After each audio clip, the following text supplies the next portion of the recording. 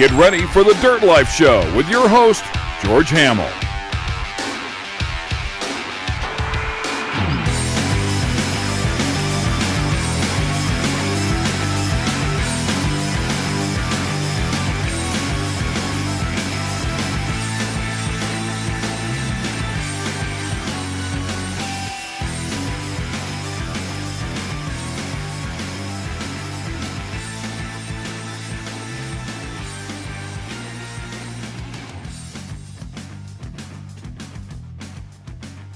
Need an update? Yeah, we need an update. We need an update, Jim. Now I'm going to have to hold the phone. No. Can't we just update it quick? No, because it won't let us go live. So, can't do it. Dude, even if it takes 2 minutes. We can't do it. It won't work. On the new, whatever the newest version is, doesn't allow live on iPad. I told you we should have gone live 5 minutes ago. You're right. Fuck. You're totally right. You're totally right, dude. Sorry, Right. I didn't mean to say that. It's okay. We'll cut that. We'll cut it. All right, let's just at least get this shit going. All right. I don't know what to do, man. I hate Instagram. Instagram is the bane of my existence. Yeah. Let's see. Welcome to the Dirt Life Show Dude, for real. with George Hamill, your trusty producer, Dude. show guy. Always And here I am, trouble. James Hill, just normal dude next to George talking about racing and stuff. Do you want to mount that up over there? That's what I'm thinking. You want to do it for me? Like, I don't Yeah. know what we can mount it on, though. Can't we use the holder Godolder? You can try it. All right, See what you can do. let's go. All right, I'll let you take care of it. I'll do the show intro, all right? We're live right now, though. Oh, wait. Here. Give me back.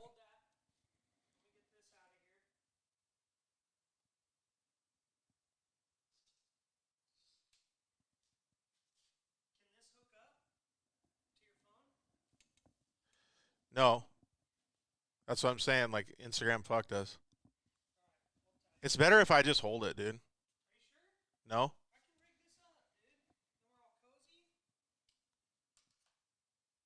Here. You want me to go live or not yet? Here. All right. We'll wait. All right. Sorry, Facebook people. Sorry, YouTube people. If anybody's watching. We're having a couple issues over here. But we're getting things dialed in. So hang tight for a second here. Jim's getting us dialed in for Instagram.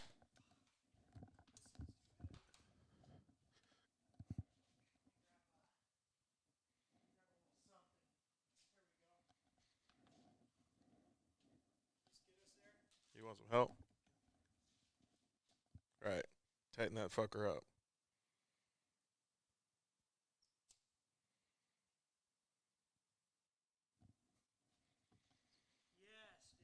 We're not going to be able to see anybody's comments. Actually, you know what we should do?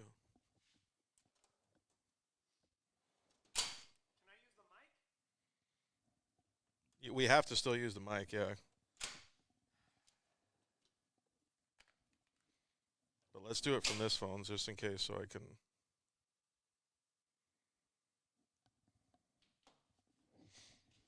Yeah, we still have to use the mic because that's what's going to be the recording.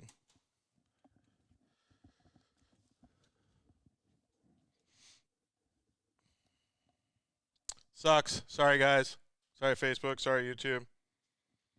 We'll cut this in just a second. Did the intro all nice, everything. Yeah, hold up. Got to get on the Wi-Fi.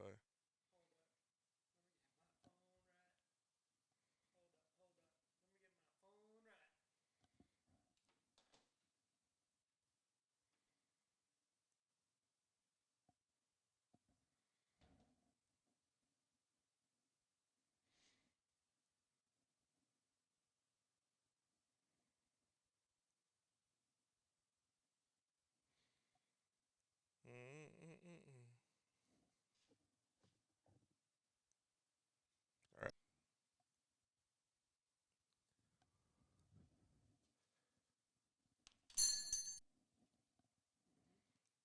I'll hold these. All right, go. Whoops.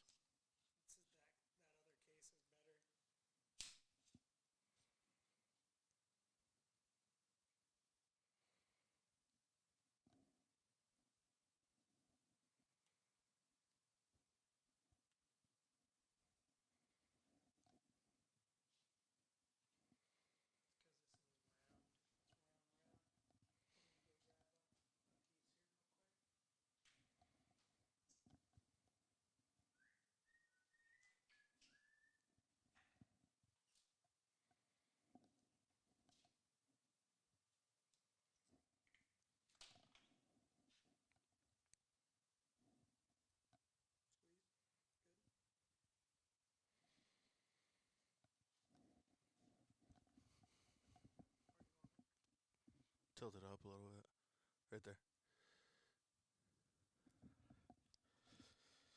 All right, let's go. Ready? We won't be able to hear him either. It's better, dude. This is fucking so annoying. It's better if we just hold the phone now. Like all this bullshit every fucking time. Just because of stupid ass shit like Instagram or the internet.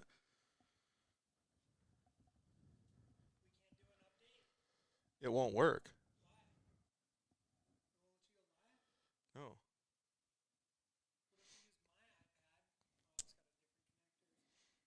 The reason it won't work is because Instagram updates their shit and it makes it so you can't update it. Can't work.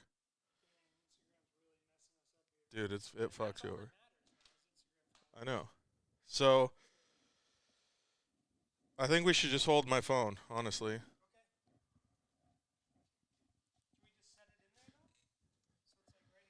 No, because then we can't hear them. Like, we won't be able to hear them in the system. We will just hear them from here, and we have to talk into this to record it.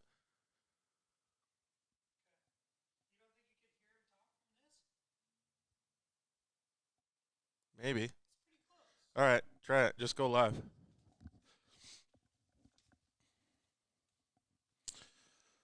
Yeah, welcome everybody to episode 154 of the Dirt Life Show.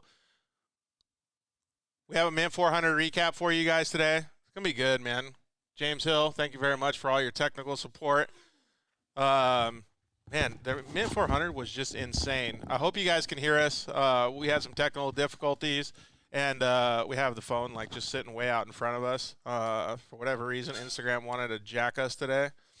So we appreciate you guys hanging out and dealing with all of our technical issues. We're going to talk Mint 400, dude. Like I said, it was awesome.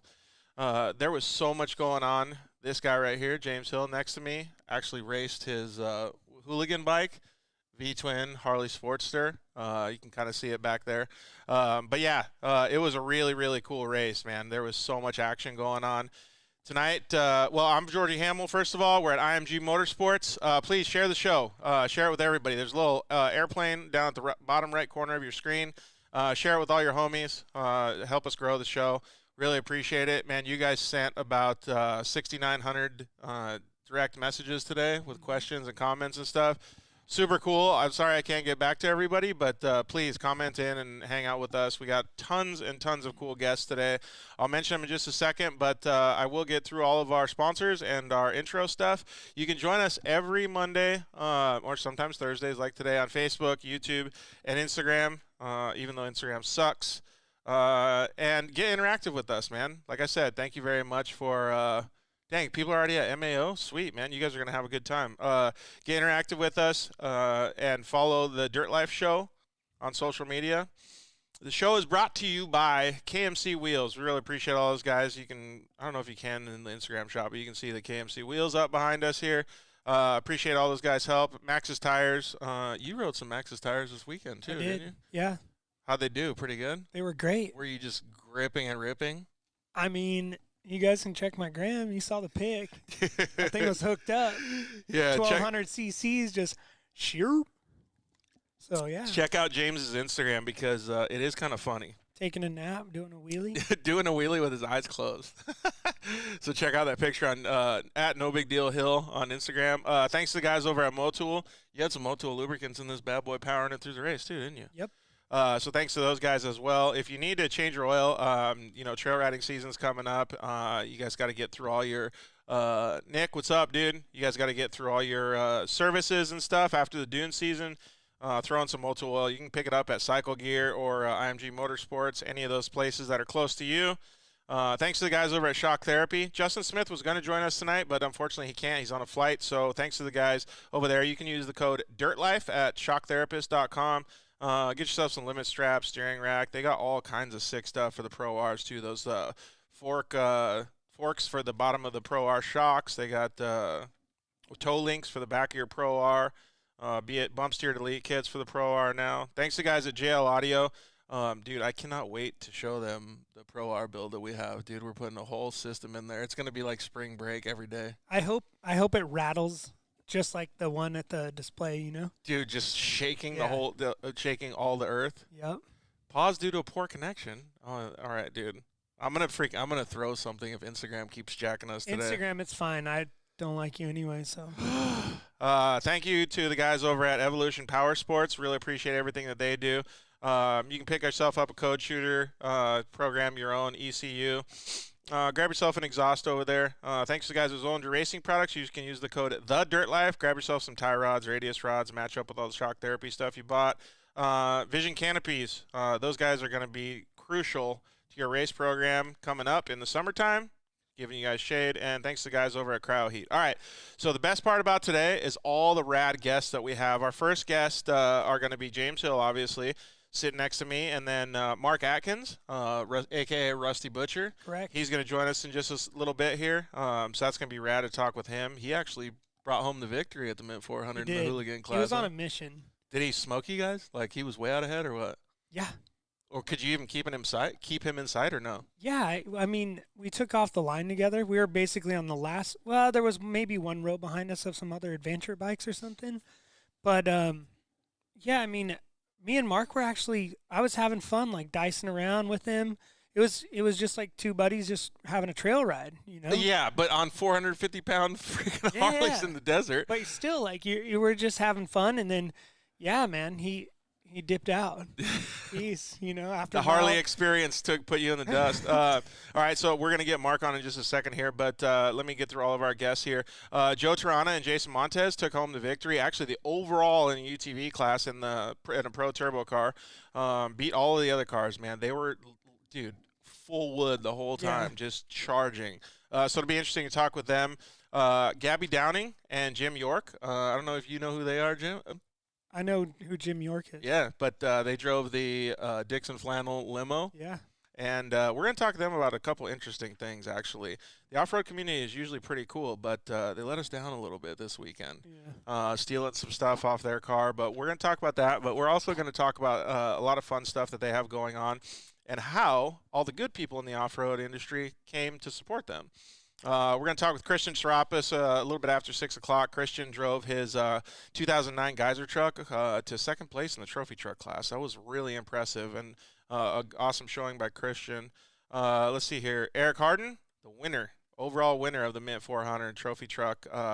He's got a really cool story. I'm not going to give it away right now. We're going to talk to him a little bit later around 6:40. And we're also going to talk with Brian Moore and talk about some of the media stuff that happened at the Mint 400, and then we're going to end the show with Matt Martelli, obviously the proprietor of the Mint 400 and the race director. So it'll be pretty cool to talk with him and see how he thinks everything went.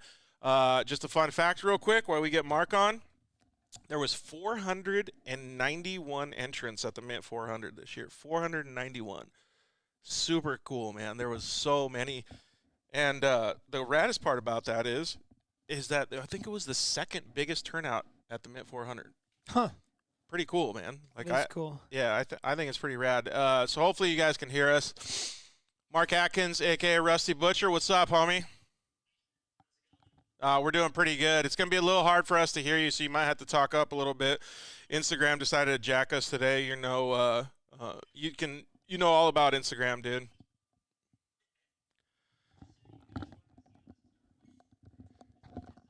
Ah! Dude, just gripping. Who's that? Is that you? I don't know. I can't see. Is that you in the background taking all that? Dude, that's hilarious, man.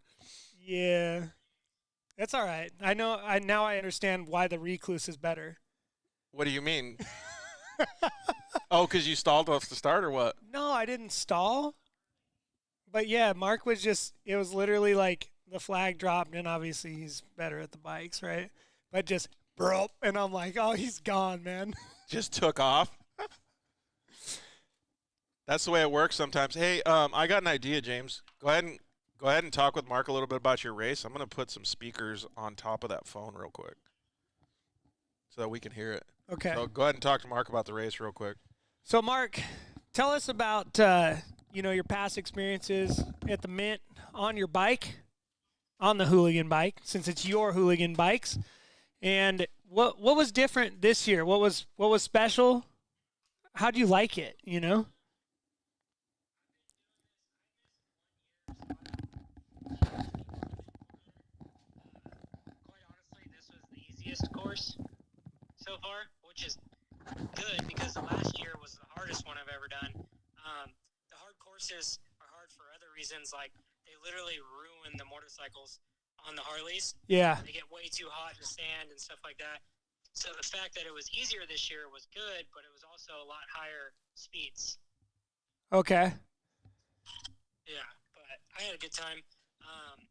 This is last year was the first time I ever finished. This year is the second time I ever finished. The first time I ever won. And you did. I mean, you know, you checked out like mid, probably. What was it? Right about the middle pit, the first lap. That's probably when you started really putting it on. Yeah, I just once you got out of the fucking way, focusing on everyone around me. You know, like the first lap, I raced with you for a little bit. Tyler Valentek, who's won last year, he's fast as hell. Yeah. Me and him ended up finding each other on the first lap, and I caught up to him, and then all of a sudden he turned it on, and me and him almost killed each other in the sand section, riding over our heads. I literally rode my Harley straight into like a 3-stump Joshua tree, just like complete full stop. Dang. And then he looked at me and tried to check out, and then he ran into a cactus. No way.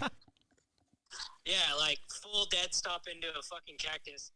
And then he gets off the cactus, and I look at him, and I'm like, yo, let's white flag it so there's not single track in the sand, you know? And then we ended up going on a pit, and I didn't have to pit, so I just kept going. But, yeah, Tyler was fast as hell. You're fast. I definitely think I lucked out by winning this year for sure. Dude, and plus, like, you guys aren't even talking about, like, you guys are talking about it like it was a normal race, but we had a little conversation about it the other day when we did an Instagram Live, like, how gnarly it is to ride these bikes. So let's give a little bit of a baseline understanding, James, because this was your first time. Yeah. How gnarly is that bike, the Hooligan, the Yep. Sportster V-Twin modified to go off-road, compared to, like, let's just say a 450 RX or something, like So, an Enduro 450. I mean, and we touched on this pre-mint, right, when we were at Mark's shop and finishing up the bikes and this and that. But, like, I really thought, like, this is going to be an easy conversion, right? Like, we'll jump on this and just ride it like a dirt bike. And Mark's like, nah, you're an idiot. Well, once you get going, the bike is super fast. So, like, on the lake bed, on the flat stretches down, like, the fire roads and stuff, it'll go as fast as you want to push it. But then it's very heavy. And like I said before, Dude, if riding you swap, you're dead. Oh, it's totally. I don't know what riding a snowmobile like competitively is like, but I would imagine it feels similar. Like it just I came into a set of whoops going too fast, and you're like, oh, I'm good, and then like 3 in, the thing starts doing this, and it's dicey. Like full tank slapper? And like yeah, so like riding my dirt bike with Mark on like dual sport rides, he treats the Harley like a dirt bike. So I'm like, dude, if he's got it, I got it. But it's a rude awakening. I mean, it's a heavy machine. Did you have any close calls, Mark? Like James said, like tank slappers or getting head shake or anything? You don't really get tank slappers. You get whole bike swappers. The whole bike just starts moving. I had a couple close calls, but luckily nothing too crazy. I ride really cautious.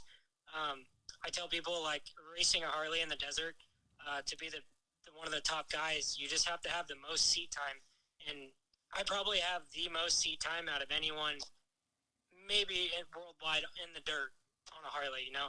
I've done more dirt riding than anyone, I would think. So it's definitely just mainly about seat time and spotting ahead. Like, spotting ahead is, like, the biggest thing in the world. It doesn't really help me that I'm, like, half blind. But as soon as I see whoops, I like, full, like, come to a slow down position and fucking do all kinds of stuff like that. Just cruise. Dude, that probably helps you quite a bit, James, when you were following him, because then you could get the pace and understand what you're supposed to do. Like, just use him as a gauge. For sure. And I know that he's great at it. Yeah. So, like, yeah, for the first before I dropped the bike and, caused myself a problem. Yeah, I was watching Mark's every move. Oh, did you guys both eat it then? Like, did you ever fall down, Mark? I tipped over once actually this year. Where at? Just an easy tip over in the sand. And you got it up, no problem? Yeah, I know how to pick them up, so I'm used to this shit.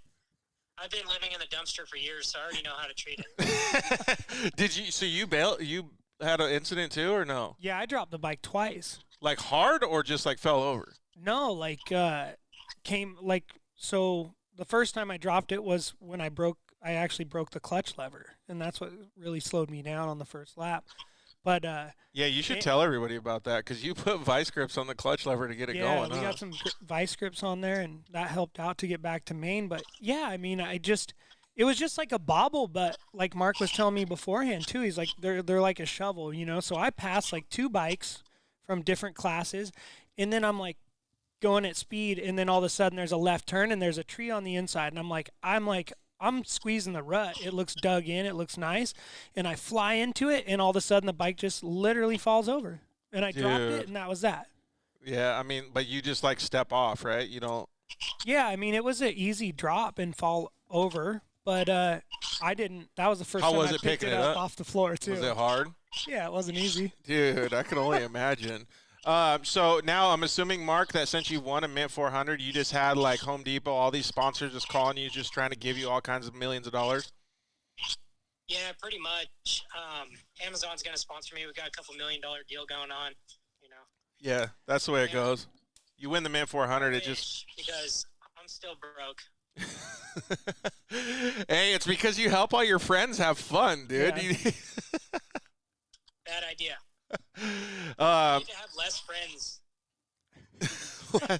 Less friends equals more money. I like it. That's true.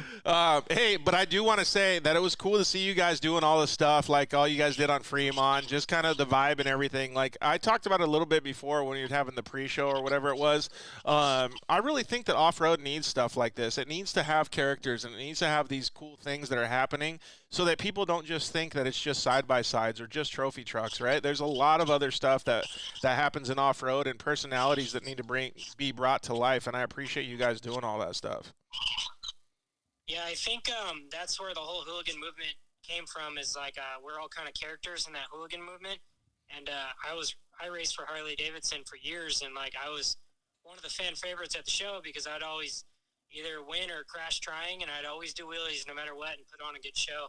I think that the off-road world, I think Harley should be way more deep into the off-road scene than they are, especially if they have a new Pan America out that's an off-road bike. Hopefully they dive deeper into the off-road world with me, and maybe we can have some more characters come out for next year.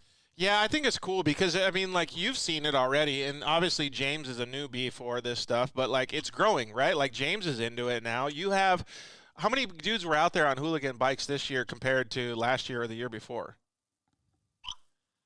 This year we're actually down in attendance for the hooligan stuff. Last year, I believe it was 19. I kind of have anywhere from like 10 to 20 bikes at a time. Honestly, it's a very expensive thing to go to Vegas and to travel, and like especially times are a bit tougher these days. I think that had a lot to do with it this year. But I'm hoping next year they had classes double as big. Yeah, dude, it was pretty cool to watch though.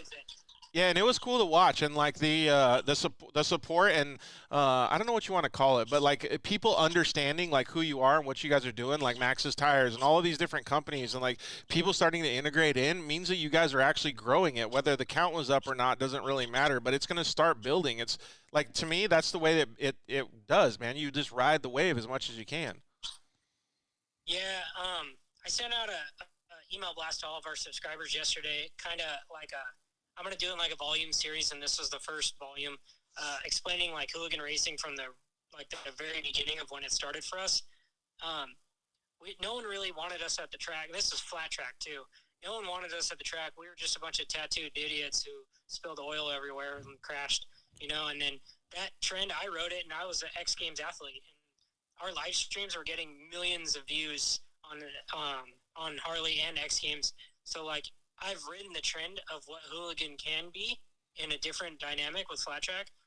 I want to be the one who helps build it in the off-road world. That's why I partner up with Matt, the Martellis, to kind of gauge and like or make sure the rules stay good to where what happened in flat track doesn't happen in the hooligan off-road. Yeah, totally. And dude, I just think it's cool. I mean, you gotta agree with that, James. Yeah, it's super cool. Hey, And did you? It's gnarly. Dude, it's fucking Yeah. really gnarly. Hey, did you get to see any of the other racing, Mark, or no? Not really. I was pretty smoked after. Yeah, how smoked were you guys? I was toasted. Like, go I'm home still and pass sore. out? Walk the next day. What? I could barely walk the next day. Damn, dude, it's Yeah. that gnarly. Yeah, it's rough. Dude, it's just insane. Like, I can only imagine, like, what a, I'm using this as a general term. I'm not calling people punk asses, but like a punk ass 16-year-old kid, right? Like, he gets on a hooligan bike. He's like, dude, I think I could fucking wax you and Mark and like all this stuff. Like, and then he gets a rude awakening because it's so gnarly. Yeah, Like, that's what happened to me. Yeah. That's like literally everyone, even from the hooligan flat track standpoint, used to come out swinging like that, and they just get checked really quick. Like a lot of we used to have a lot of crossover, like pros from moto, from like sport bikes, and used to come race the flat track shit, and they would come flying into the first corners and just fucking yard sale.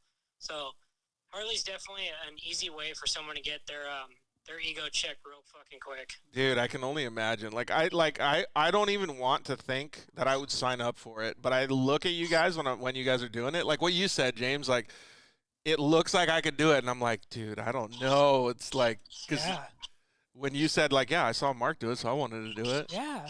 Because you look at somebody, and this is what I've always taken like Class 11 cars too. Like, dude, if you could finish the 500 in the Class 11, like that's badass. That's man shit, right? Yeah, Like your how back's gnarly. not gonna think that, but So- right, same. Because you're like, Harley doesn't even belong in the dirt. are you gonna do more hooligan racing? I'm signed up for the Biltwell 100. Oh which yeah, is that's end the of one. this You guys are month. both gonna do that, right, Mark? Yeah, Where is that? Ridgecrest. Dude, that's gonna be pretty gnarly. Yep. Yeah. This is the third year of the Biltwell 100. So give people a little bit of I don't know, an understanding what you guys are going to be doing out there, so they can go out there. So it's the Biltwell 100 at Ridgecrest, and when is it? What days? I don't know, 2 weeks. So in 2 weeks, is it the same weekend as San Felipe? It is. Okay. So if anybody's not going down to Mexico that watches the show, you should cruise over to Ridgecrest and check out those guys, and they'll have some other racing, I'm sure, too. Yeah, it's just a event put on by some friends. It's really fun. A lot less stress than the Mid 400. The Mid 400 is a very big, nice production, big event. The Biltwell 100 is a bunch of idiots camping in the desert. So definitely different vibe, but super fun race. It's 100 miles. It's pretty decent high pace. Not so much sand like the Mid 400 has and stuff like that, but it's definitely a pretty gruesome race. This is third year. I won the first year. Second year, I had some electrical troubles. Ended up finishing third or fourth, I forget. But yeah, so hopefully this year I got no more issues, and then I beat James again, so I can tell him to eat shit. Yeah. I might have to get those. Are you just like a snake Fire in the things. grass, just like waiting to just Yeah, dude. smoke Mark? I'm just Yeah, but sitting like there a waiting small for the snake. time. Yeah, a little guy. A red racer.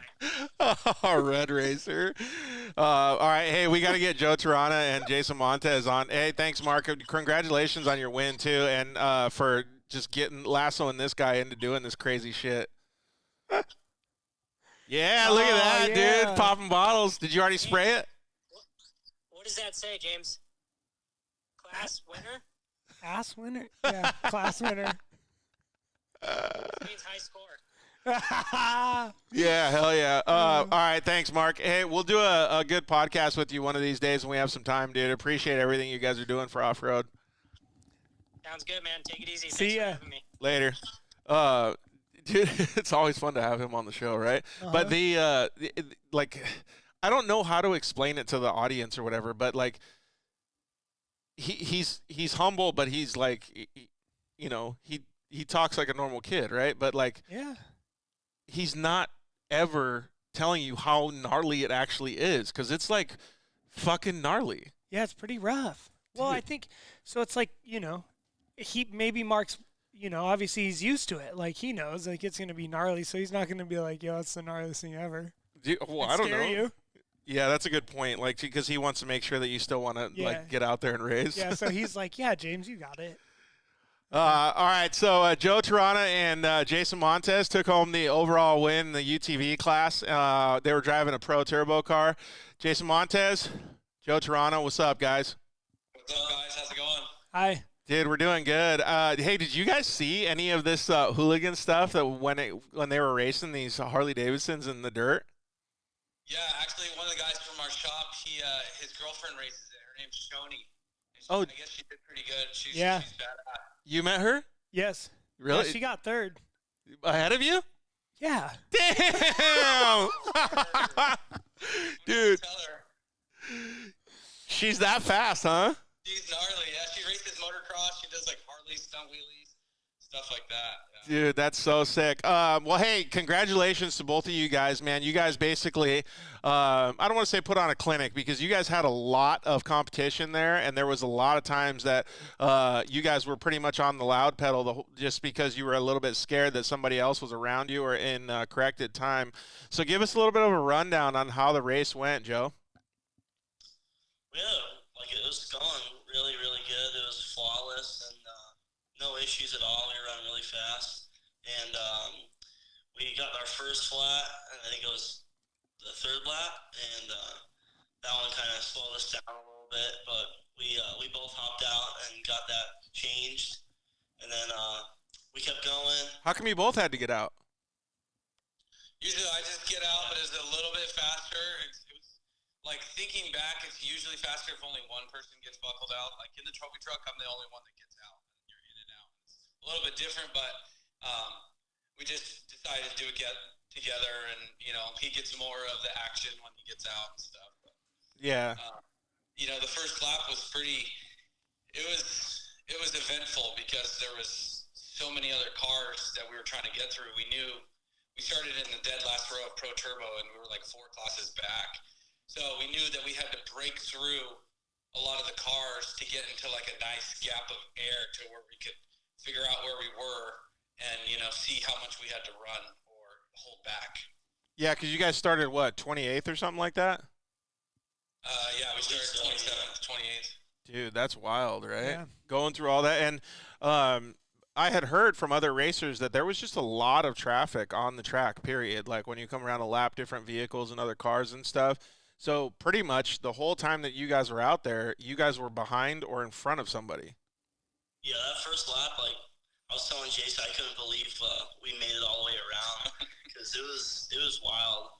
There was 2 and 3 cars at a time, and you're just driving by everybody, hoping you don't tag a rock in the dust, and then you get a little bit of clean air, and then there's some room to breathe, and then it's like, okay, let's go get the next group of guys, and then just keep moving forward. Yeah, so there's 2 things that I hear from that. Like, well, what's the move, James? Is you got to be careful around those people so you're not pushing it 100%?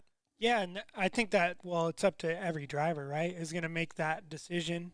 But that's a tough spot because, like, yeah, you want to go chase down, like you said, the next group of guys.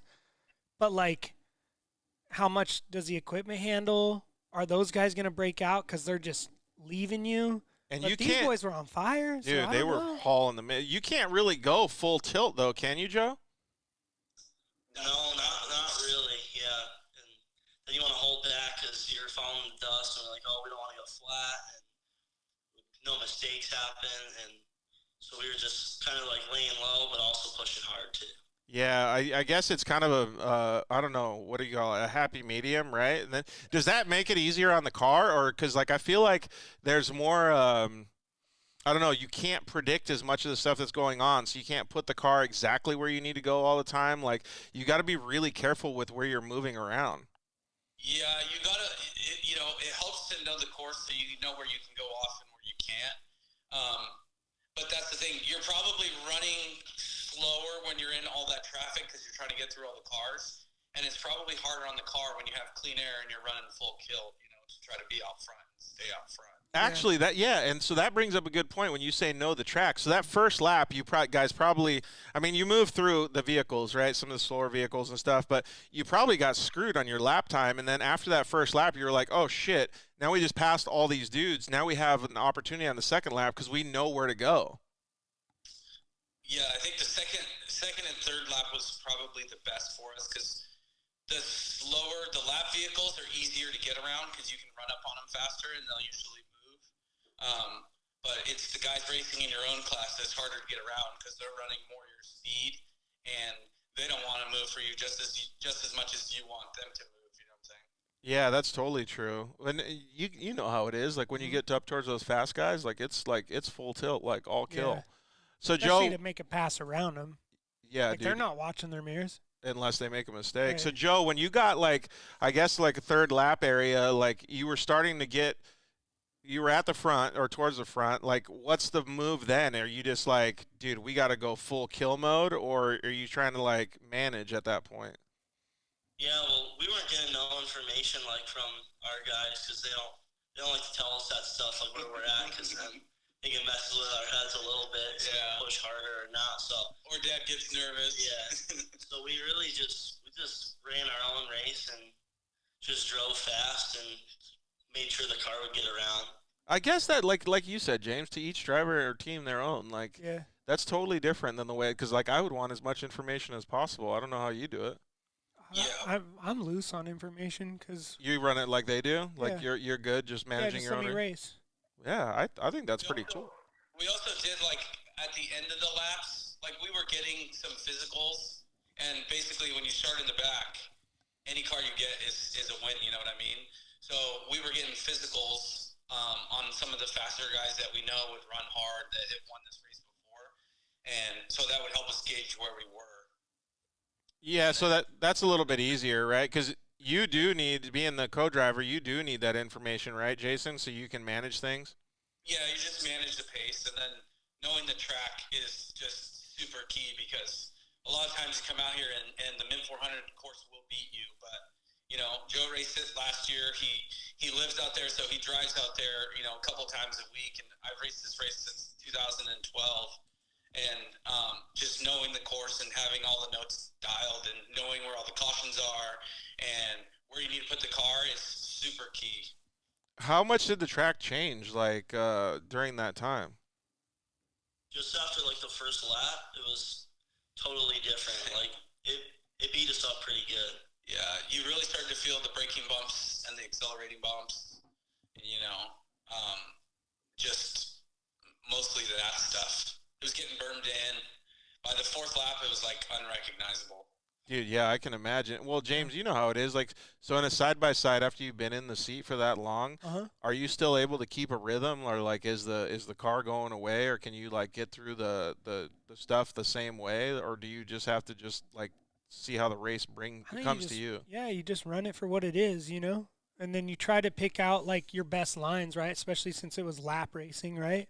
So like obviously the course is changing, but like maybe you saw a left break off or like a fork or whatever, you know? Oh, like Try to secret, remember those things. like secret lines, or you're talking about just I regular mean, they're lines? just out there, Yeah. you know? Or like there's two, what's it called? Chokers?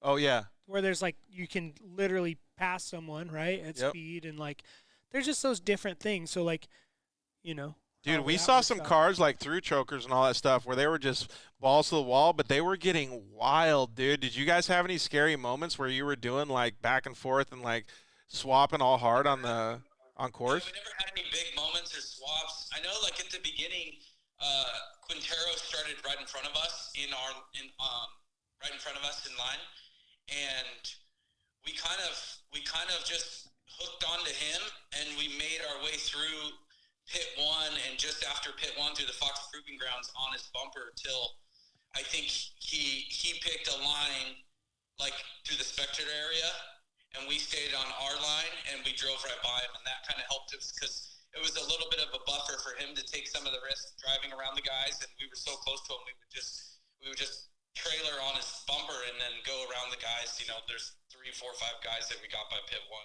Yeah, that's the way it works in dirt bike racing too. Like at Supercross, the first dude to get into the lappers is always the worst, man, because they get held back.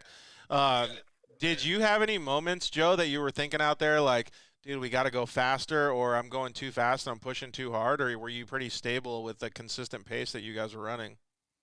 Yeah, no, I felt pretty stable the whole time. I never really had any issues. Just like after we got the flat, I kind of ran a little bit slower just because we didn't have anything racked in the back. So I was like trying to be a little bit conservative and then Just save it till we got another tire. Yeah. Yeah, that's what makes a lot of sense. So how long did you guys not have a tire? Only We got it just after pit 2. So from like, I want to say 70 to the finish, 65, 70, just after pit 2. When we're heading up that wash, going up the hill, we got the first flat there. Yeah. And so I need to move over. We knew that we did have like an okay lead there, so we just had to cruise it. And, you know, as long as we didn't get caught and pass with time put on us, we were good. So we cruised it to back to main pit, and we got another tire there. I kept saying cruise it too on the live feed, and I was like mad at myself because the pace for the UTV guys is so fast, man. Like, did you guys know that the pace was going to be that fast? Because, dude, you guys finished in, like, I don't want to say record time because I don't know if that's a true statement or not, but so quick compared to what we thought you guys were going to finish. Like, did you guys feel like you were going way faster than what the UTV should go, or did you guys feel comfortable going that pace? Because there was a bunch of guys that couldn't go that fast.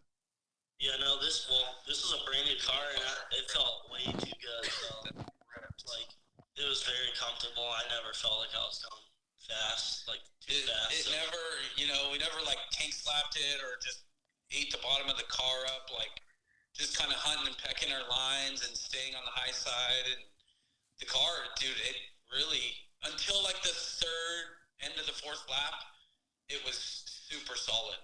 And that was a brand new car with literally 20, 30 test miles from Lone Star, and they put together a super good car. I was very impressed, and it's like I said, like I told Dan Fisher and I told Joe, I said it takes a lot to impress me, and that thing really impressed me. Yeah, so, James, if you don't know, Jason rides in a Herbst trophy truck. Okay. So he knows what a car is supposed to feel like. And, like, so when you hear something like that, it makes me think personally, like, and you deal with it every day. You see how far UTVs have come. But the fact that they can go that fast and I'm not saying, like, they just bomb through whoops and stuff, but that they can actually go that pace for 400 miles like a trophy truck, like a spec truck does, is freaking wild. Like, it still blows my mind. It's really neat. And I wanted to ask, did they have an average for what you guys raced at, mile per hour average? I think we did it. It was like around 53 to 55-ish, somewhere in there. Nice. Good God, dude, that's so fast. Yeah, for an average. The big course. And honestly, from last year, I think running it this way, like Mar said, it was faster, and I think the rain kind of helped and hurt a little bit. Like the rain knocked down a lot of the real deep parts of the whoops, and it also gave you a little bit better traction. But no, the dust was bad, and then it got better, and then the rain made it worse, and then that's how we got our second flat. Yeah. Where was the second flat at? The second flat was about 5 miles from the speed zone, the solar panels, And we didn't think we hit a rock, but we heard it like hit we thought it was just a trailing arm, but then we started making a few more turns and started going flat. We're like, well, we'll just get out. We both got out again, and we changed it real fast, in and out, and then drove right to the speed zone, and then right to the finish. I think we had about like 4 minutes and change uncorrected, just over 4 minutes. And then like around the backside of the mountain, like there was such a dark cloud and it was raining and there was snow on the ground. We're trading rags back and forth, trying to wipe our visors. And it's like you close it and it fogs, so then you have to crack it, and then you're getting rained on and you still can't see. So we're just trying to manage it. And we're just like, we're almost there. Let's bang it out real quick. And, you know, let's see how it shakes out. Just have a bunch of more microfibers at the next pit. Oh, we had a ton of them too. That's Dude, awesome. Yeah. And like the weather, like that's pretty wild, you know, like being able to race through all that cool stuff. Yeah, I feel like that is kind of a cool thing. I mean, like, obviously it's hard when you're trying to fight for a win, but, like, I feel like that is a cool thing. When you guys are doing all that stuff, do you guys understand, like, when I get out of the storm that all the other people that are behind us are going to have to go through that? So now it's time to push and, like, crush it as hard as we can when we can see? Yeah, honestly, we were talking about that before. As the course deteriorates, you're like, man, this sucks, and it's all square edge, and it hurts your body, when you're really pounding through it. But then I'm like, Joe, everybody else has to go through it just like we do. So it's like we're not the only ones dealing with it. Like, we manage it as best as we can, and they manage it as best we can, and you're just trying to edge them out. That's pretty much it. Dude, it's so crazy. Like, we were talking before when we did the interview with the Smash Time. These cars, they go so well, but they're still a side by side, and they're still fragile. So you really have to take care of them, especially at a place like the Mint 400, because that place will eat you alive. Yeah, well, and it seems like the Mint 400 was eating tires too. Was there a lot of stuff sticking out of the side of the ruts and stuff? Is that where all the flats were coming from? Yeah, it was like exposed rocks. Like, it wasn't like I didn't hit no boulder or rock. Like, it was just like something sticking up out of the rut, and it got us. Like, I think the two were both sidewall, like, slices. Dude, they're always those sneaky ones, dude. Sucks. Yeah. Buried in the sand.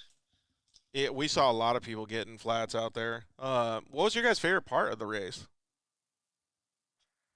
Man, my favorite part was probably just the first lap, though, going past all those cars and battling. It was super fun. It gets exciting. It was sketchy. Yeah. Were there any close moments? No, I didn't really have any, like, oh shit moments.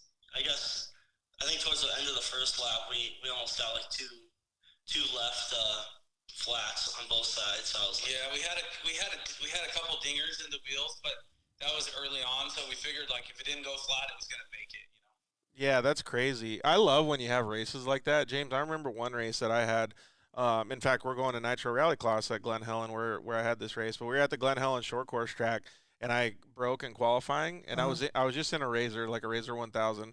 Started 28th, exactly the position they started in, and by the finish line, I was almost getting ready to pass for second place, I think. So I got on the podium.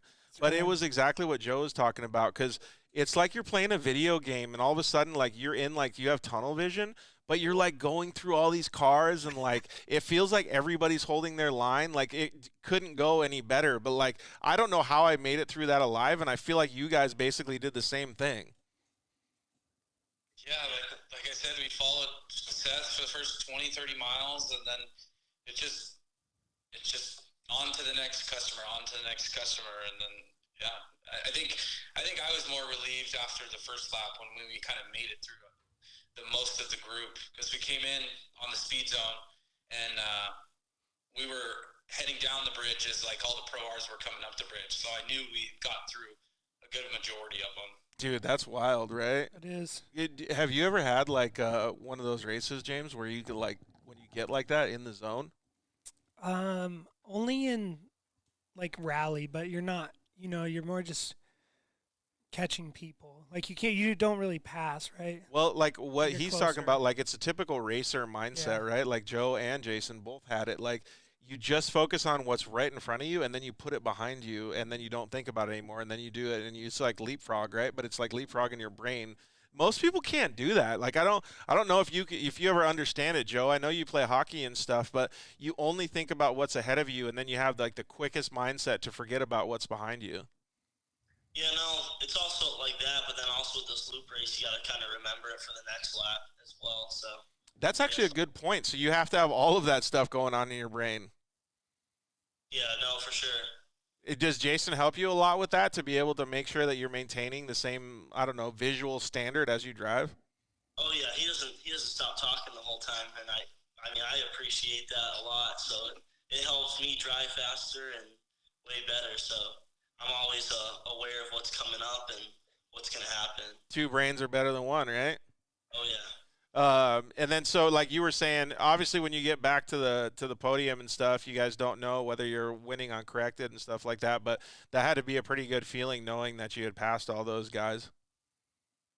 Yeah, I was honestly just shocked of all what just happened, and I really couldn't even believe it. I guess what were your guys' expectations when you took off then? Were you just like, dude, we're just going to see how good we can go? I don't know. This one, I had a feeling. Like, I just had a feeling that we were gonna pull this one off. That's we were cool. eating at P.F. Chang's the night before, and I got one of those fortune cookies, and it said victory is in your future. No way, Dang. dude. It's bound to be, and that's what happened. So we joked about it because I'm like, oh, I'm not superstitious, but I'm a little stitious. But so last year when we won the Laughlin Desert Challenge, we went to like tech or qualifying, whatever it was, and him and I went to In-N-Out, and we get our receipt, and it's the number 1 receipt. No way. And I was like, whatever. So then we win, and we're like, holy crap, that was something. So this time it was just like, whether it's a facade or a placebo, it worked, you know? Yeah, you boys Dude, got to keep eating out. Dude, yeah, hit up P.F. Chang's before everyone, dude. That's sick. The new routine. Yeah. Dude, that's Good though. It's just gives you the mojo and the momentum, and it just, it just feels good to win, and it's just like super stoked that we pulled it off. dude, yeah, that's super cool, man. And like we've talked about it a little bit before. Joe hasn't been racing that long, so it's pretty cool for you to be a part of that and to see his skill level increase, right, Jason? Oh, 100%. Like I think he got a little spoiled right off the bat because we did a Ballot Prim, was just his first race in was it 2020? Yeah. Late 2020, and we ended up winning. And he's like, "Oh wow, this is great," and I'm like, "No. This is not how it always goes, and this is not what you are going to experience. You started on a high. Wait till you hit rock bottom and you're winning and you break something." And we've been there. I think we've condensed 15 years of racing into his 2.5, 3 years worth of racing career, and he's learned a lot. I'm super proud of him. Yeah, well, Joe's been a sponge, dude. That's the way you got to do it. That's awesome. You've seen a lot of guys just come through the ranks and do this Sure. stuff, but like it's pretty impressive to be able to win a Mint 400. Yeah, no doubt. That's awesome. And especially because overall, when you said you started 27 or 28, that's the whole field of UTVs or per Pro Turbo we're class? We're 53rd overall. 53rd. Yeah, so we're the 53rd car off the line from the start. Can you imagine having to pass 52 dudes to get to the front? That's pretty awesome, boys. Dude, it's wild, right? That's great. That's what 400 miles allows you to do, though. You just got to hold that thing pinned. Yeah. Hey, so I don't know if I heard any rumblings, but what is the next stuff that you guys got on your plate? Next best is I believe the next best in the desert race, and that would be Silver State. So no Mexico stuff for you guys?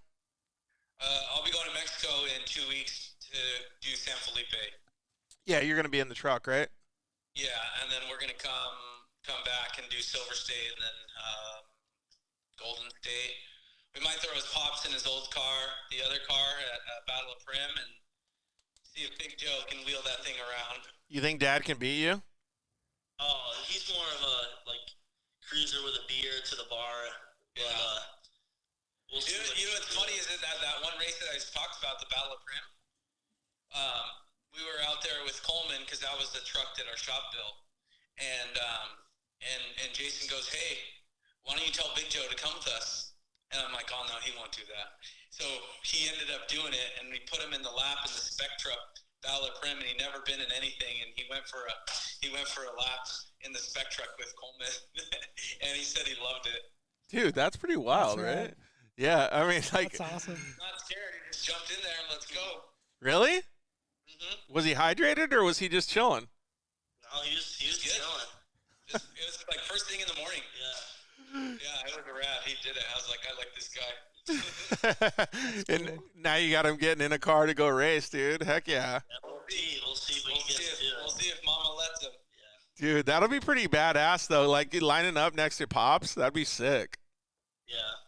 Well, it's that 2-day race, so hopefully we can let him do the first day. Maybe I'll step in for the second day. Oh, I see what you're saying. Like, do both of them. Yeah, that would be pretty cool. So not race against him Yeah, no. We'll let him learn it first. before you go out there and start battling. Yeah, that'll be pretty cool. Yeah, man, I think it's cool that you guys are already on the top of the box, man. It takes a lot to be able to win a Mint 400, so you guys should definitely be proud of yourselves. Yeah, thank you. Yeah, thank you.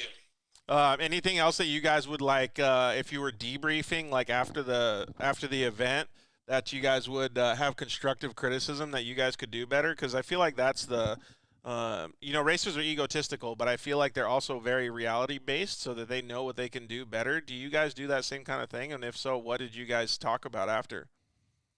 Yeah, we reflect. Talk about how it went, because it's always, even if you win, it's good, but it could always be better. And that starts, with us and the car, and just being more prepared and just all kinds of stuff like that. What's the constructive criticism that you give yourself, Joe?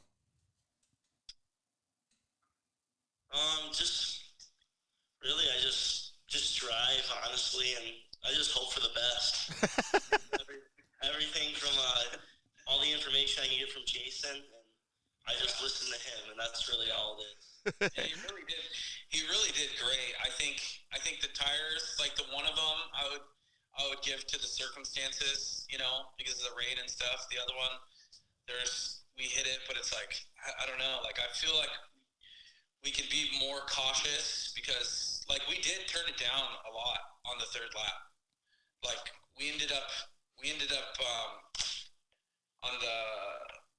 on the flat tire, we ended up getting passed by Bruce, and we toned it down, because we're like, we have 5 minutes of time. Like, we can cruise, we don't have to kill it, like save the car for the fourth lap and just try to get it around. And we ended up, it was actually fun with Bruce. We ended up going back and forth with him, and he passed us when we got the second flat, but we went back and forth a couple times, and it was fun. But yeah, those guys had a pretty interesting race too. So Binquist and his co-driver, they were like, dude, they were on a mission, and that's why I was saying, like, to have somebody like him behind you guys is pretty wild, right? Because he's never gonna let off. He's just gonna go as fast as he possibly can to catch you guys or to pass you guys.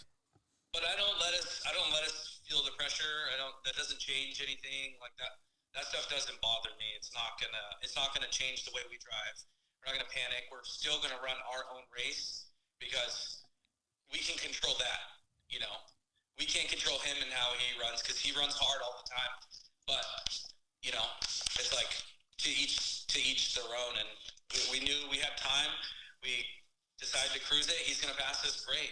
It's like, I'd like to see you, even in a trophy truck, make up 5 minutes, in a few miles. And we got a flat, which was on us, but as it goes, we needed that cushion and to be safe in order to make it to the finish. Dude, it's wild how UTV racing has gone, right? Like, Yeah, I mean, like, very listening competitive. to Jason and Joe talk right now. I mean, like, first of all, it's a massive professional statement that he just made. But like, just to understand that UTV racing is that fast, dude, it makes me so happy. It's wild. Dude, it's pretty cool. All right, we're going to get Gabby Downing and Jim York on in just a couple minutes here. Throw a shout-out to all the people that helped you guys. I got to thank my team, my dad, Jason for co-driving, all the sponsors that help us and get us out there. Can't do it without anyone. Yeah. Everyone makes this possible. Fueled by BP Race Fuels, Factory Can-Am, KWI Clutching, Podium Suspension made it nice on our backs. Smith doing 4 laps. The car was really good. The tires were on us, but the BFG tires, they just killed it the whole way. Tons of traction. Who else? Sparco. Well, it's a good thing they kept you guys nice and cushiony out there, because Tim wanted to break your back when you freaking sent it off that first jump at the trophy truck. Did you see that jump? No. Man, we're trying to jump over the timing trailer. Dude, he sent it so hard, and then he just did like this little steering wheel nudge and barely came close to taking out the whole Mint 400 canopy, dude. It was so sick, though. Like, it was one of the best shots that we got on the live feed, dude. It was bad. And I think it's on Instagram now, too. Yeah, it's on Instagram. I had to yell at him so we didn't pull a Dale on Dale on the next one. Yeah, You're like, hit the brakes, dude. I did see that That one. would have been bad. Hell yeah. All right, we're going to get Gabby and Jim on. Thanks, boys. We really appreciate it. We will see You guys. We'll see you guys down in San Felipe. Later. All right, so we'll get Jim York on, and then Gabby's going to join us as well, too. So Pretty cool to see that he's learning so quick. Jim York, what's up, buddy? How are you? Hey, good, man. How are you? We're doing well. We're going to wait for Gabby to join, but I like your hat, dude. Very special. Multiple as a sponsor of ours. Yep. Always appreciate them. And sorry, I'm not in a more formal setting. We're off to the races in the next race, and so I'm out here in California rounding up some minivans to go race the Van Prix at Nitro Rallycross on Sunday. Dude. Very nice. The Van Prix. What's the Van Prix? The Van Prix. What is it? 10 to 12 minivans racing on the same track as the big boys. So we get to go and rally around. Gabby's coming down tomorrow, and yeah, we've got 10 people just dumb enough to come and join us on the Rallycross track to go race minivans. Dude, that's going to be so cool. Wow, All right, amazing. so now we have Gabby on. Let me do a full introduction. So Gabby Downing and Jim York, drivers of the Dixon Flannel limo truck, or truck, I don't know what you want to call it, 4x4 car. Man, we had so much fun talking with you guys at the Mint 400. We're going to talk about a few different things today. We're going to talk about some bad stuff that happened in off-road, but we're also going to talk about some good stuff that came full circle in off-road too. But before we even get into that, Gabby, tell me how much fun you guys had at the Mint 400. We had a ton of fun. Like, I love off-road racing. It's one of the fun styles of racing. And, you know, the limo this year being wrapped in flannel, and we had our whole team decked out in the same matching flannel. Just a lot more fun and a lot more team environment than it was last year. And the limo does it's a good time, and it brings a smile to everybody's faces, whether they're in the off-road community or they're just cruising down the Vegas Strip and they just see this giant off-road limo. Oh my goodness. That's so funny. And dude, if anything happens out in the middle of the desert, you can just go, get in the back, hang out, just chill a little bit. Exactly.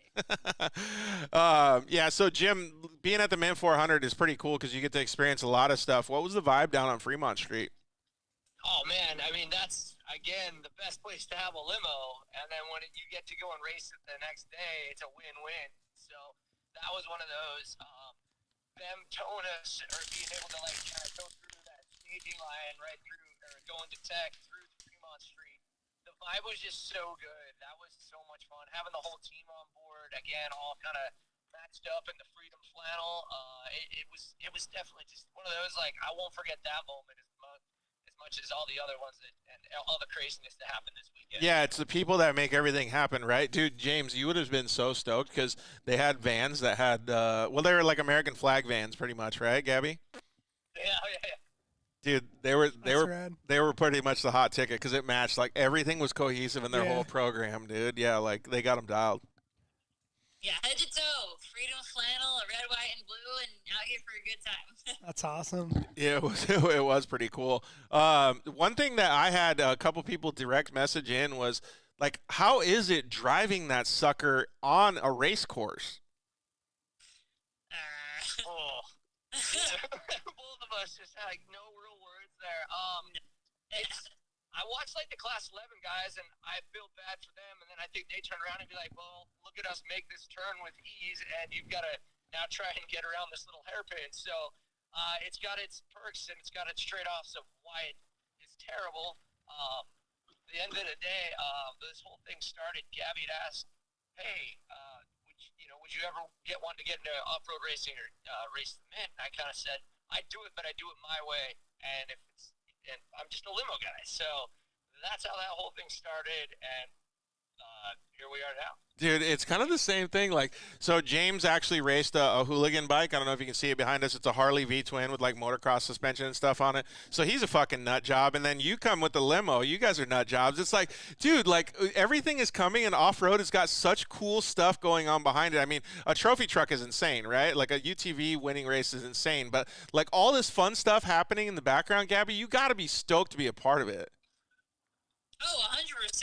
Like, not only am I doing, like, racing the race I've ever dreamed of racing and racing off-road racing, I am doing it with the most amount of style and pushing the boundaries and paving. I wouldn't say paving, like us paving a new path, but the fact that they let us run it last year and then they created the Hoopty Cross Gambler 500 class, like, it's, hard to say that. Wait, what is it called?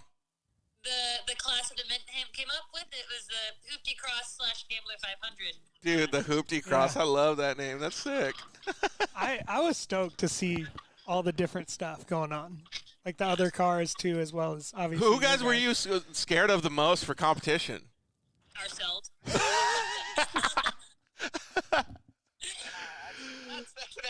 an accurate answer. That's hilarious. But you guys did actually make a lot of improvements on the vehicle for this year, right? Yeah, I mean, we rebuilt the transmission with a bunch of much beefier parts in it. Had our whole axle truss. Actually changed out the shocks that were completely blown on it. And then wrapped the whole thing in red, white, and blue flannel. So yeah, that was the best upgrade. That's awesome. That is a pretty good upgrade, right? Horsepower per square inch of flannel. All right, so you guys had a lot of fun, and I want to end this on a good note, but I want to talk about, maybe for 2 minutes we can talk about the bad stuff that happened. So you guys did break down in the middle of the desert, unfortunately, and then you had to call the race. You guys went back. You guys were safe. Everything went okay. But then some guys that were jerks and off-road decided to scavenge the car. They didn't just scavenge. They gutted it. They took everything one morning and they came back for seconds later that evening, and the limo was gutted from the inside, outside, everything from, major components like the transaxle to the radios and whatever easy wiring they could get. They took every nut and bolt. They took all the lug nuts, the wheels and tires, fire extinguishers. They even took Jim's boot, his single boot. Really, and the seats and everything. I saw all that, dude, and that bums me out. Crazy. That bums me out, James, on the off-road community so bad. It's like, what do they say? One bad egg makes it bad for everybody, kind of thing. It's just so shitty that people do that, man. It was a really big bummer. Just hearing the news the first day and then kind of having to think through, okay, well, this sucks, and then showing up and actually seeing the car. It was one of those. It just kind of. Everything stood still, and we had put so much work into that car. The 2 weeks when we got the green light to go ahead and make this race, a thing. It was, 18-hour days for 2 weeks straight trying to get that car ready to actually go race again, from transmission and axle and all that. We put that all together in 2 weeks. So all that hard effort and hard work just gone because some jerk decided he deserved it more than we did, and that was a heartbreaking part. Yeah, man, that's totally shitty that people do that stuff. But so I'm sure everybody that's listening to the show or was going to listen later is felt the same as I did, because I'm outside. You guys felt worse, but I'm outside of your guys' circle, and I looked at it and it made my heart drop. I kind of wanted to find somebody and punch them, right? I was so upset and I only imagine what you guys felt. But the cool part about all of those feelings is that it turns into something where everybody wants to help you, and you guys ended up getting a lot of good feedback and good help from the off-road community. I mean, right now, this is how awesome the off-road community is. I met these guys 3 days ago. Say hi. Hey, guys. So the guys from Devious Customs literally took us in, kind of sight unseen, not really knowing the car, and we're down here. You bought me dinner. Yeah, I didn't buy him dinner, but that's how cool this community is. He goes, "What's wrong with it? I want to get it rolling again. What do we need to do? You know what? Don't just bring it down to my shop." And so literally, we got home and had an answer to that solution pretty quick. And then.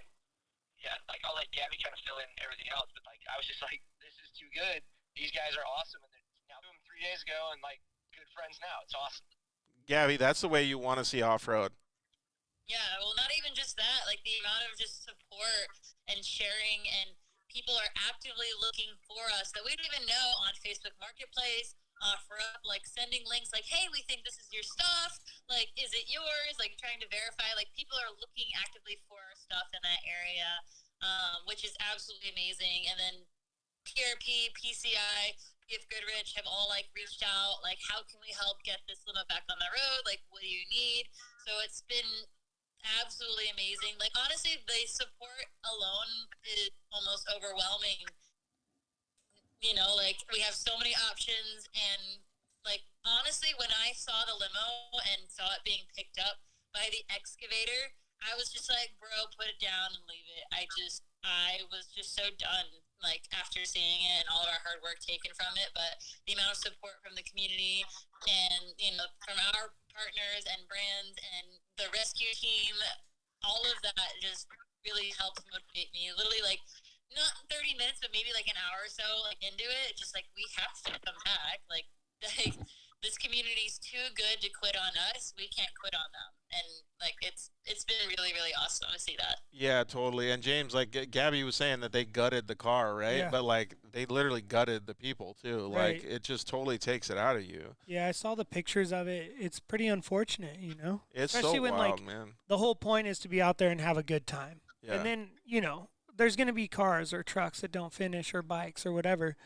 But, like, to go, pillage it, that's pretty jacked, man. Yeah, totally. And yeah, I mean, like when you think about that, like we had a conversation before this, like with Gabby and Jim, and now you think like all of the off-road community is kind of on high alert now because there's a rat in the nest, right? Like so now everybody's going to be looking around and being like, hey, what's going on with that guy? Like so it sucks, but I guess it's good too because everybody's on high alert.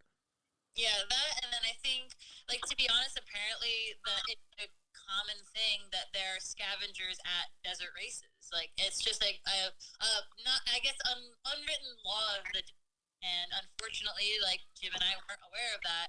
And even talking to you, like, when we saw you, I guess it was on the phone, but like, it wasn't common knowledge to everybody. So at the end of the day, like, I hope, yeah, it's unfortunate, but we can, send the message that, hey, this is a thing.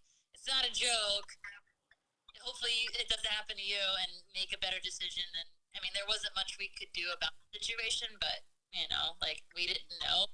Hopefully now people can move forward knowing that that's a thing. Yeah, well, what are Jim and Gabby going to do? Are they going to push a limo all the way back to the pits? With these hands, yes.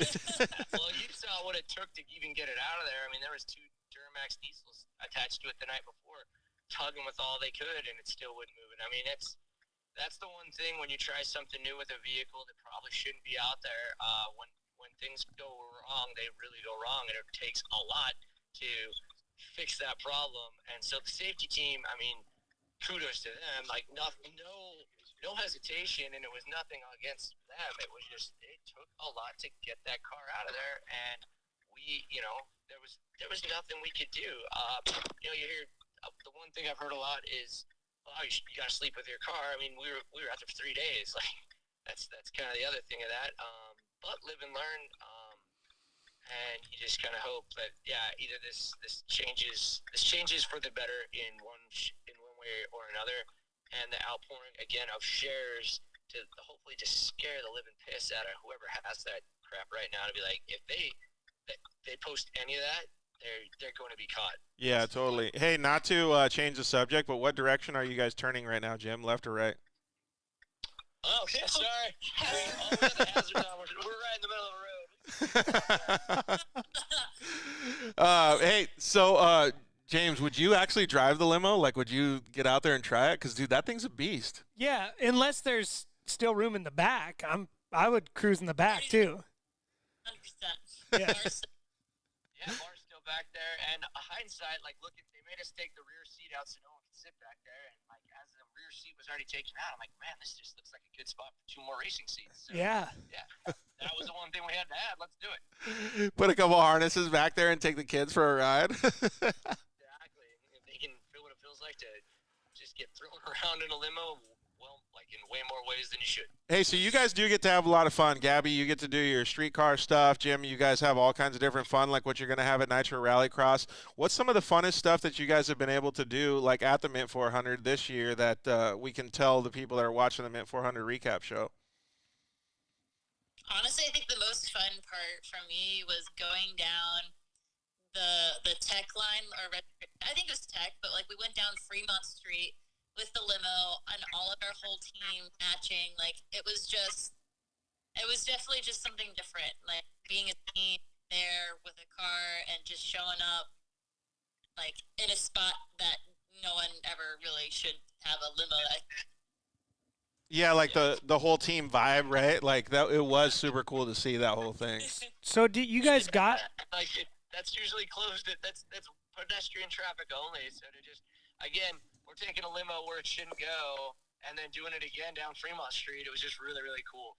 Yeah. Did you guys go all the way through Tech with that thing? Yeah.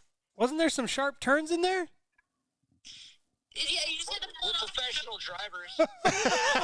Well, I'm like, I thought there was like a zig and a zag in there, you know?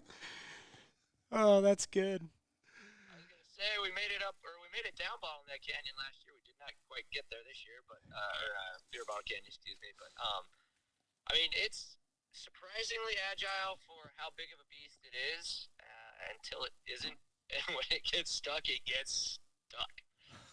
I can only imagine. Like I can just see like the Austin Powers like back and forth the whole time. It's so funny, but that's cool. I mean, like, and that's why I want to end it on a positive note because there's so many cool things that happen at events like this, right? And I'm sure that you guys got to talk to so many cool people, like when it was Fremont Street, right? People coming up and saying hi to Gabby, saying hi to Jim, and bringing the kids over and taking pictures next to the car. It was probably so meaningful. It's awesome to like make somebody's day just by having a car somewhere, and then that makes our day in turn. So it's just like I was gonna say, like what makes the favorite thing for the Mint 400, and it's truly the people. Like, yeah, we have to go party and have fun with all these awesome people, and then go drive in the desert for a while, and then we get to see all these people again. It's awesome. Yeah, it is pretty cool. That means that you guys are going to definitely want to come out to the Mint 400 next year, right? 100%. I feel like we have to redeem ourselves a little bit. Yeah, totally. And then what is it like when you're out on course, like when you guys do have like, I don't know what you're saying, like when Jim brought up that you can't turn that much, but like, and you're going through the whoops and stuff, do you guys, because I feel like the whoops are close enough that you could have like 3 or 4 inside your wheelbase. Well, it's funny. So either we have it perfectly timed where the whole car just goes like in sync, or it's just teeter-tottering really badly. Like, there's no in between. Yeah, and there's no timing whatsoever, right? It's just going.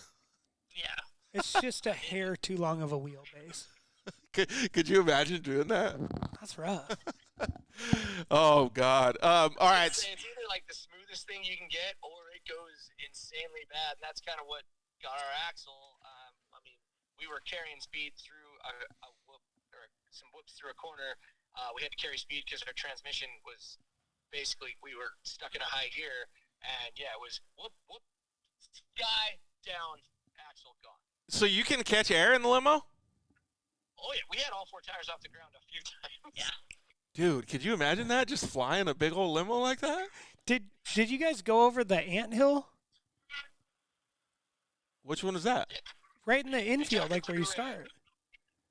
Like in the quarry? No, in the infield, that one that was like, would you get high centered on that? Oh, nice. Scrub that thing. It's good. Get all moto and get all whipped on it. Man, dude, having these conversations just puts a huge smile on my face. Like the things that you guys are doing, and like we talked with these hooligan guys about how they're introducing new things to off-road, right? And you guys are doing that as well, and you're doing it with a smile, and you're attracting more people. You're really doing a good job. Like everything that's about the program just makes people happy. So no matter what happens, I want to see the program continue, and I appreciate all the stuff that you guys are doing. We'll be back. We're down here. Like I said, we're down here with these fine people. They're going to help us to rebuild. It's going to be a long road, but we're going to get there. And just the support of the sponsors and just the whole community, it would be to our demise and just our own fault, really, to not bring this thing back. So, come hell or high water and whatever we can do, I will never promise anything, but we are going to do what we can. Yep. I agree 100%. Hey, give them a massive handshake for all the stuff that they're doing. And Gabby, thank you very much for joining us too. What's the next on your plate? Well, I think what's next on my plate is actually almost the same event of what is on Jim's plate. Like we have Nitro Rally Cross this weekend, and then we have LS Fest West in Vegas. I will be drifting, and then he will be doing the world record limo jump. Dude, that's Nice. gonna be sweet, man. Are you guys gonna be out there on Saturday or Sunday this weekend? I'm flying out tomorrow, and he's already there getting vans. All right. Well, we will see you guys hopefully on Saturday. Thank you guys very much for joining us. We're gonna get Christian Serapis. We'll see you guys later. All right. See you guys. Thank you. All right, let's get Christian Serapis on. Dude, Jim, that's so cool. Like, that just makes me happy hearing all that stuff. Party. Yeah, it's awesome. Are we on? All right, we're going to get Christian Serapis. He's going to join us here in just a second. All right, so we'll give a proper introduction. We have a guy that, I don't want to say came from behind, but he was fighting all day in the trophy truck class, ended up coming across the finish line in second place in a 2009 Geyser truck. Man, he drove like a fantastic, like a true champion. Welcome, Christian Serapis. What's up, buddy? What's going on? Glad to be here. Dude. Can you guys hear me? Is my service all good? Yeah, I think you're good, man. I like your San Diego hat. Thank you. So Weller racing shirt. perfect. Yeah. Hey, who did you have in the passenger seat? Was it Evan? No, it wasn't. Evan had a prior engagement with the Grabowskis, and that went really well for him. He's 2 for 2 in that seat, so I might have lost my co-driver. I don't know, but I had John Tondro in the seat. He rode with me when I first started driving with the Terrible Herbs team, and he's somebody who has a lot of experience. He's ridden with BJ. He's ridden with just a lot of fast guys, Ryan Arciero. So we go way back. So it was cool to have him back in the seat. And it was like he rode with me yesterday, even though it's been like 4 years. So it was super cool to have him back in the seat. Yeah, it's like one of those things where it just matches up again, right? Everything comes back into play. Exactly. Yeah. So let's give it a little bit of a rundown on the race. James didn't get to watch a lot of the race, so let's tell him how it started, because I know you didn't start with intentions to be that far up, and you had to work your way up. Well, actually, I didn't even start with intentions to drive. Honestly, it was going to be my dad's weekend. It was the whole plan was for my dad to really tie a bow around his career racing. His first ever race, I believe, was the 1985 Mint 400, believe it or not. So he thought, okay, it's the Mint 400. I'm getting older. I'm no spring chicken anymore. Might as well be time to tie a bow around my driving career and do my last race ever at the Mint. So I was really just going to support him and wasn't even planning on bringing my gear, but he had hurt his back. So I didn't really know if he was going to be able to drive. He had Larry Jobe as a backup lined up to drive with him. But as the week progressed, he was already in Vegas for a beer convention, and he started getting kidney stones. Oh, crap. Yeah, so they progressively got worse, and he wasn't able to drive. So luckily, when I was on my way on Thursday, I had my gear bag, and my dad called my mom and said, hey, did Christian by chance bring his gear bag? And I definitely had my gear bag with me. The plan was for Larry to qualify, and then I was going to do the last 2, but Larry had a foot operation a couple months ago. I mean, these old guys are falling apart on us. So then I decided, like, as I was pulling into Prim, that, you know what, I'm just going to qualify the thing. Literally had no seat time in that truck.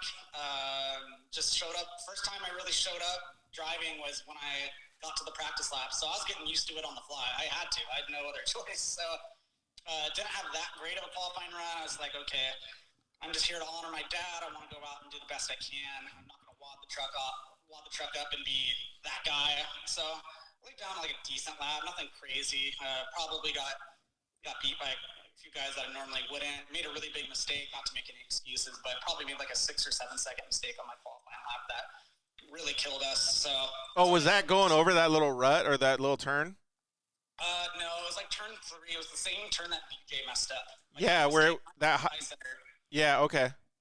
Yeah, I almost got high centered and got to a dead stop, and that really sucked. So that really killed our run, and it kind of sucked going on a qualifying run, knowing that, like, okay, your time's junk, like already, like, I don't know, 3 turns into it, but kept my head on straight and knew that, okay, like, the Mint 400 is an attrition race. It sounds cliche, but every single year, it seems like when people put the helmets on, it's like even Rob said it when he DNF'd, like, gosh, we're going really fast the first couple laps. And I was disciplined. I even got nerfed and passed by Robert Johnston in the Chattanooga truck. And I was like, dang, this guy is just this guy's flying. This guy's not going to be.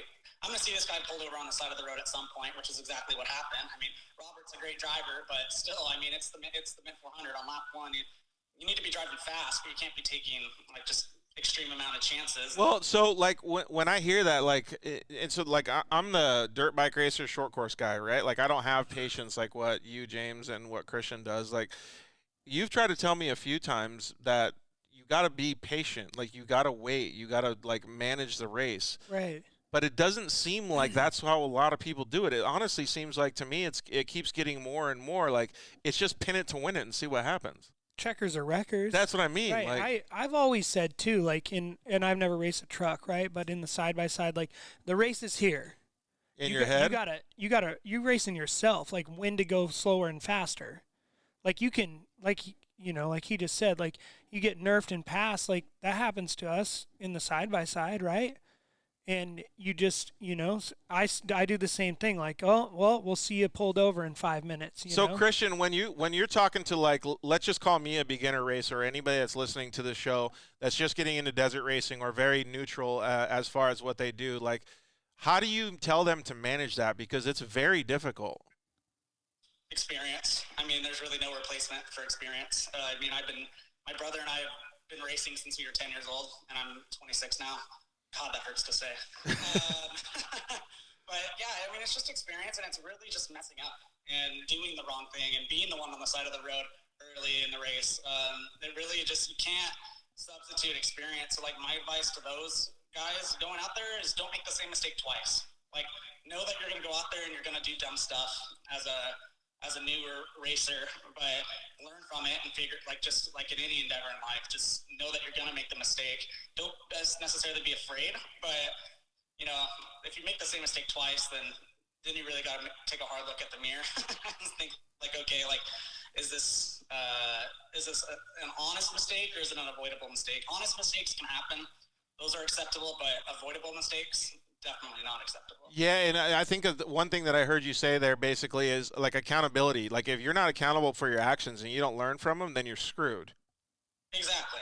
Yeah, and off-road racing, in my opinion, call me biased, I think it's the most challenging motorsport in the entire world because the elements are constantly changing. Even stateside's tough, but I mean, just referencing Mexico is even tougher than stateside, and it's really, really difficult in these lap races because rocks move. In particular, I mean, the last lap, me and Adam Householder guaranteed hit the same exact rock when changing flats right next to each other. So, oh, really? And we actually lost our jack handle. So luckily, we were pulled over next to a motorhome and we used the motorhome scissor jack to get us up. But no it was like way. a 7-8 minute tire change. Dude, that is a full champion move. Talk about MacGyver, man. Oh, yeah. I mean, I was sitting there. Householder was about 3 minutes behind us physically, and he pulled behind us after we were messing with the flat. And we both finished changing our tires at the exact same time. And we pulled out, like, going door to door next to each other. But neither one of our co-drivers were buckled in. It just was not a safe situation. So it was like, okay, it was like who's going to lift first kind of deal. And I'll let Adam win that battle because we're just doing this for fun. Nobody needs to get hurt. Dude, he was like, we watched for a little while, and he was just crushing it. Like it was so awesome to watch, but you knew that's like it wasn't like you couldn't hold that pace. But just to see him smashing some of those corners and like hitting some of the whoops and stuff, it was insane. Yeah, no, Adam's a great driver. I think he deserves a lot of credit. I mean, he just won King of the Hammers. And towards the end of the race, I mean, he was on the ground like pretty much hyperventilating. He gave it his all, and it's a bummer that I was just a little bit better than him because he definitely exerted a lot more effort than I did. That's for sure. But, dude, it's cool to see though. It's crazy how it's a 400-mile race and it just comes down to seconds at the end. Yeah. Well, I'll give Christian a little, like, I'll toot his own horn. He is nicknamed White Lightning because he is a track and field champion. So there is that. Yeah. How'd you feel inside? Like, so you said you guys were switching spares same time. Were you out of the truck? I was not out of the truck. Okay. I probably should have been in hindsight. But we had two other guys from the motorhome that were helping. I don't know. It's, we can make the argument all day long. Like, is it more helpful having people who don't necessarily know what they're doing to be be helpful? Like, could they be getting more in the way? But I don't know. Like, we definitely weren't going to get first because I didn't even know. Like, we had no radio communication all day, so I didn't know if we were leading. I didn't know if Hardin was still out there. Like, I didn't know Hardin was the winner until we got to the finish line. I kind of had a feeling, so I didn't want to set myself up for failure in my head, thinking like, oh, we just won the Mint 400 and then he's there. I kind of like assumed that, like, okay, because as we were passing guys, I was picking them off and I was like, okay. I was talking to JT. I was like, who could possibly still be out there? Because we passed just about everybody. And I was like, well, I haven't seen Hardin yet.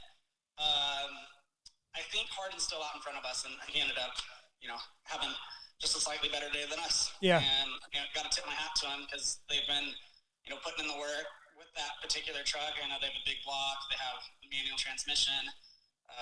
It's, he was moving pretty good.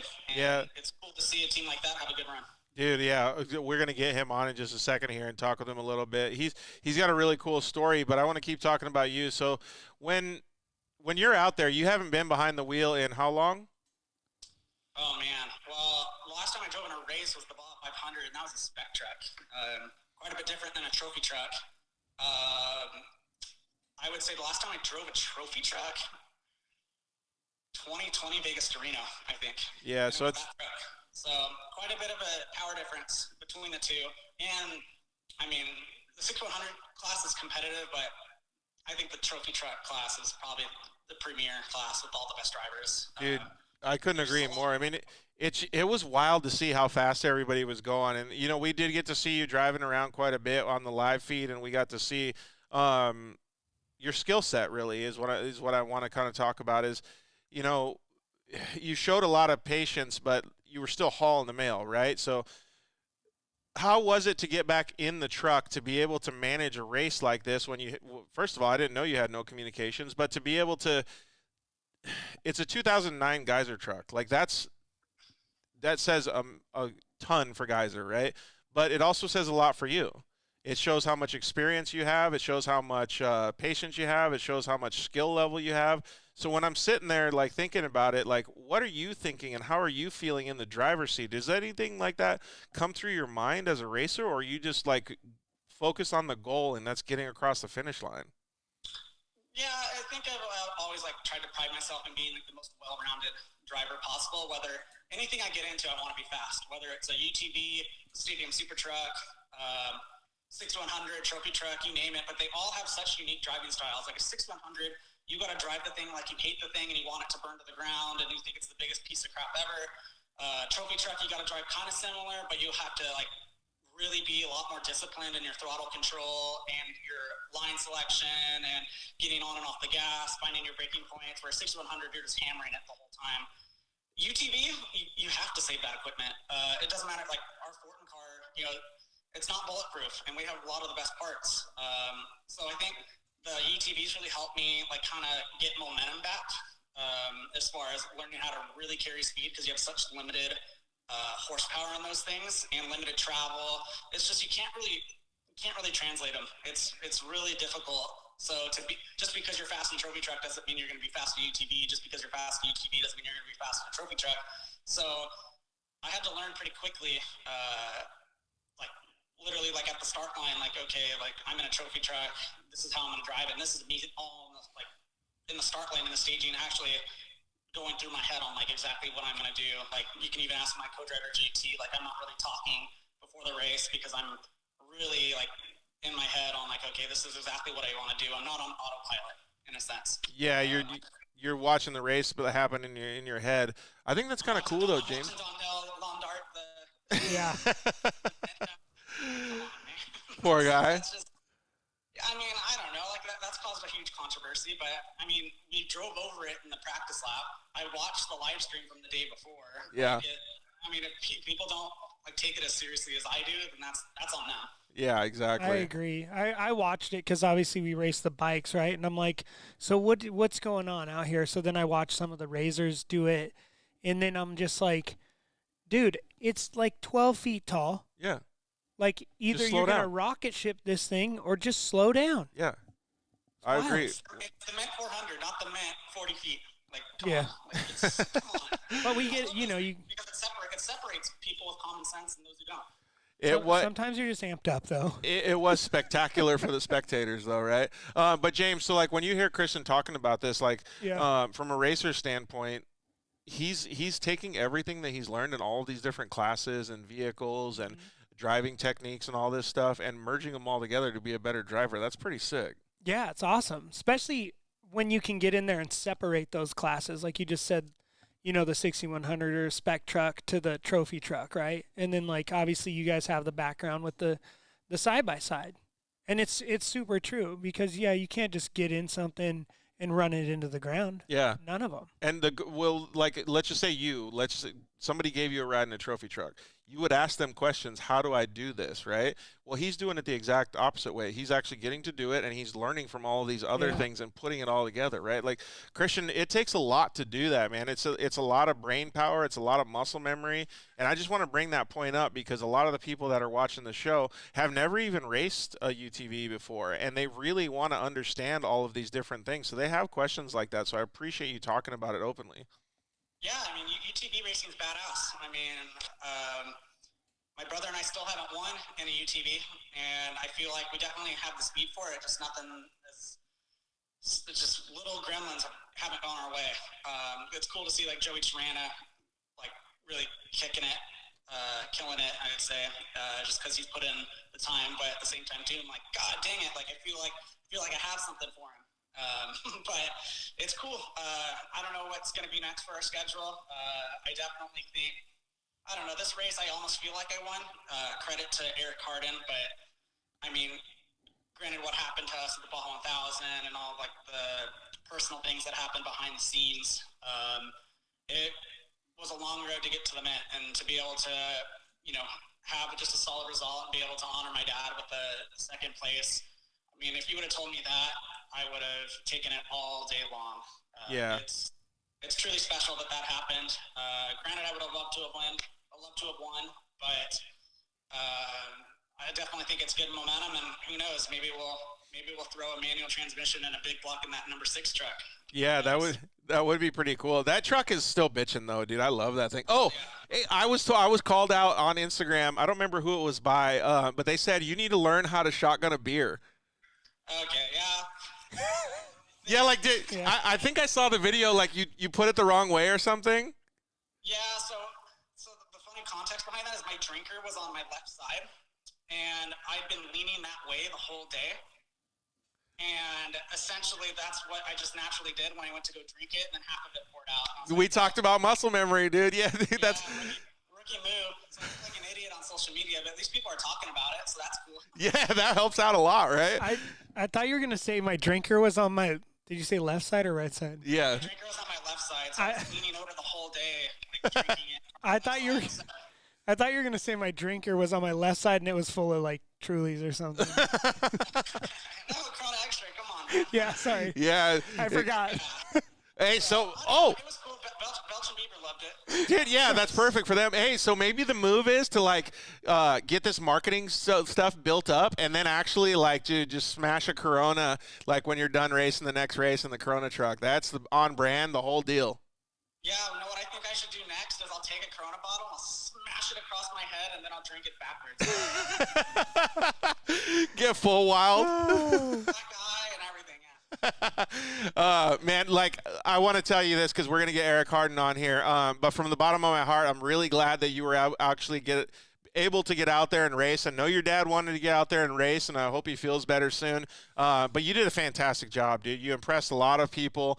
You made a lot of people happy. And to see the raw emotion and that you were open with the things that were going on in life to be able to get you to the point where you were second place on the podium, dude, there's no better story than a person that's being real. So thank you for doing all that stuff, and congratulations on the really good finish.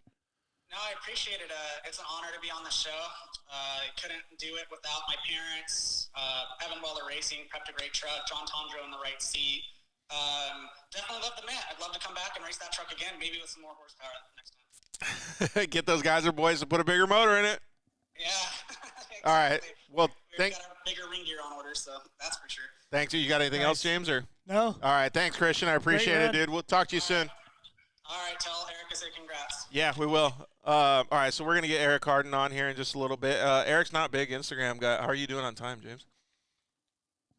We got I got Eric. a few more minutes. Okay, and then I got Brian Moore and Matt Martelli. So if you want to bail after Eric, that's cool. Totally cool. So we'll get Eric Harden on here and talk with the winner, man. It's pretty cool to see everybody's different stories, right? It's awesome. Everybody's got such a different way of doing things. Yeah. All right, so man, we'll give him a proper introduction. The Mint 400 was a gnarly race this year. To be able to overall in any class is a feat of its own, but to be able to overall in the top level class, in the trophy truck class, is just mind-blowing to most people, right, James? So we would like to welcome your overall trophy truck winner, Eric Harden. What's up, dude? How are you? Hey, thanks, guys, for having me on. This is Dude, awesome. Yeah, we're stoked, man. Hey, and good job on your internet skills today on Instagram. Hey, I'm new to this stuff, but we're on. Yeah, so one thing that I was going to tell you, James, when you win a trophy truck race like the Mint 400, your phone just blows up. I can barely get a hold of this dude. That's awesome. So, man, first of all, congratulations. Super cool to see you up there. I want to talk about a couple things. I want to talk about, your race and all these different things that happen. But we're going to have a show with Eric on Monday, actually. We're going to get some of his backstory, and I'd kind of like to give a little teaser of that. So, James, I'm not sure if you know, but Eric drives with his left foot. Okay. Because his right leg was amputated right at the knee years ago, right, Eric? Yeah, I was 12 years old. I'm 40 now, so 8 years, 27 years. Yeah, it's been a while. Yeah, so no small feat to drive with your left foot and to drive like that. But one thing that I wanted to talk about was the race course was insane gnarly at the end of the day for these guys. And on the last lap, the fourth lap, we got to watch him do a good amount of the race course in some of the roughest terrain in Nevada. And the timing that he had in his truck looked like a dirt bike, dude.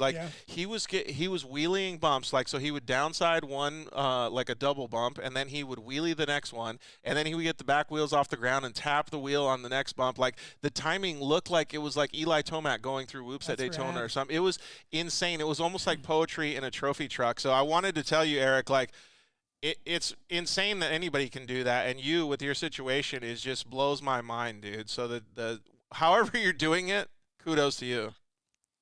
No, thank you guys. They weren't all perfect, though, that's for sure. They weren't all timed exactly how I wanted them. So. Hey, well, dude, it was perfect on TV, so that's all that matters. Some were a little wild. Not as wild as Ryan's. I saw his clip. That was pretty insane. Oh, when he smashed that sand hill. Yeah, it's crazy. It was pretty wild to see all that stuff. Give us a little bit of a breakdown of your race. Oh, same thing as always, and I'm late to get on your show tonight. Sorry, I couldn't watch the whole thing. The Martellis put together a crazy race course like they always do.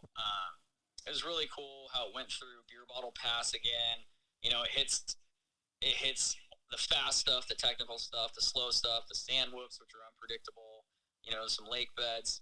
It makes it, you got to be diverse and be able to drive all these different, types of terrain. So that makes it interesting. It's not just one type of course. And I mean, I've noticed this year, like at King of the Hammers and doing some of the more races, with all the rain we've been having, it seems like it's flattened out a lot of the washes and just kind of settled things down, which has been nice because it was getting so rough with all these big trucks, big power trophy trucks and 6100 and hundreds and all of them. They're just ripping the desert up and razors and side-by-sides.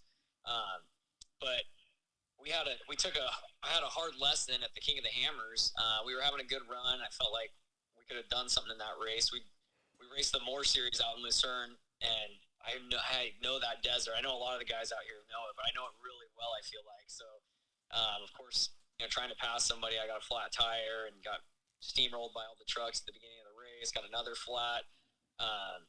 And then at the very end with 5 miles to go, got another flat and got a drive shaft. So it was just like, oh my gosh. We finished fourth somehow, but I think that was just pure luck. But, Andrew Myers is my best buddy, and I've been going to his school of driving. He's been, a few years back, he jumped in the Class 1 car that we had, and he's like, Eric, let me see what's going on.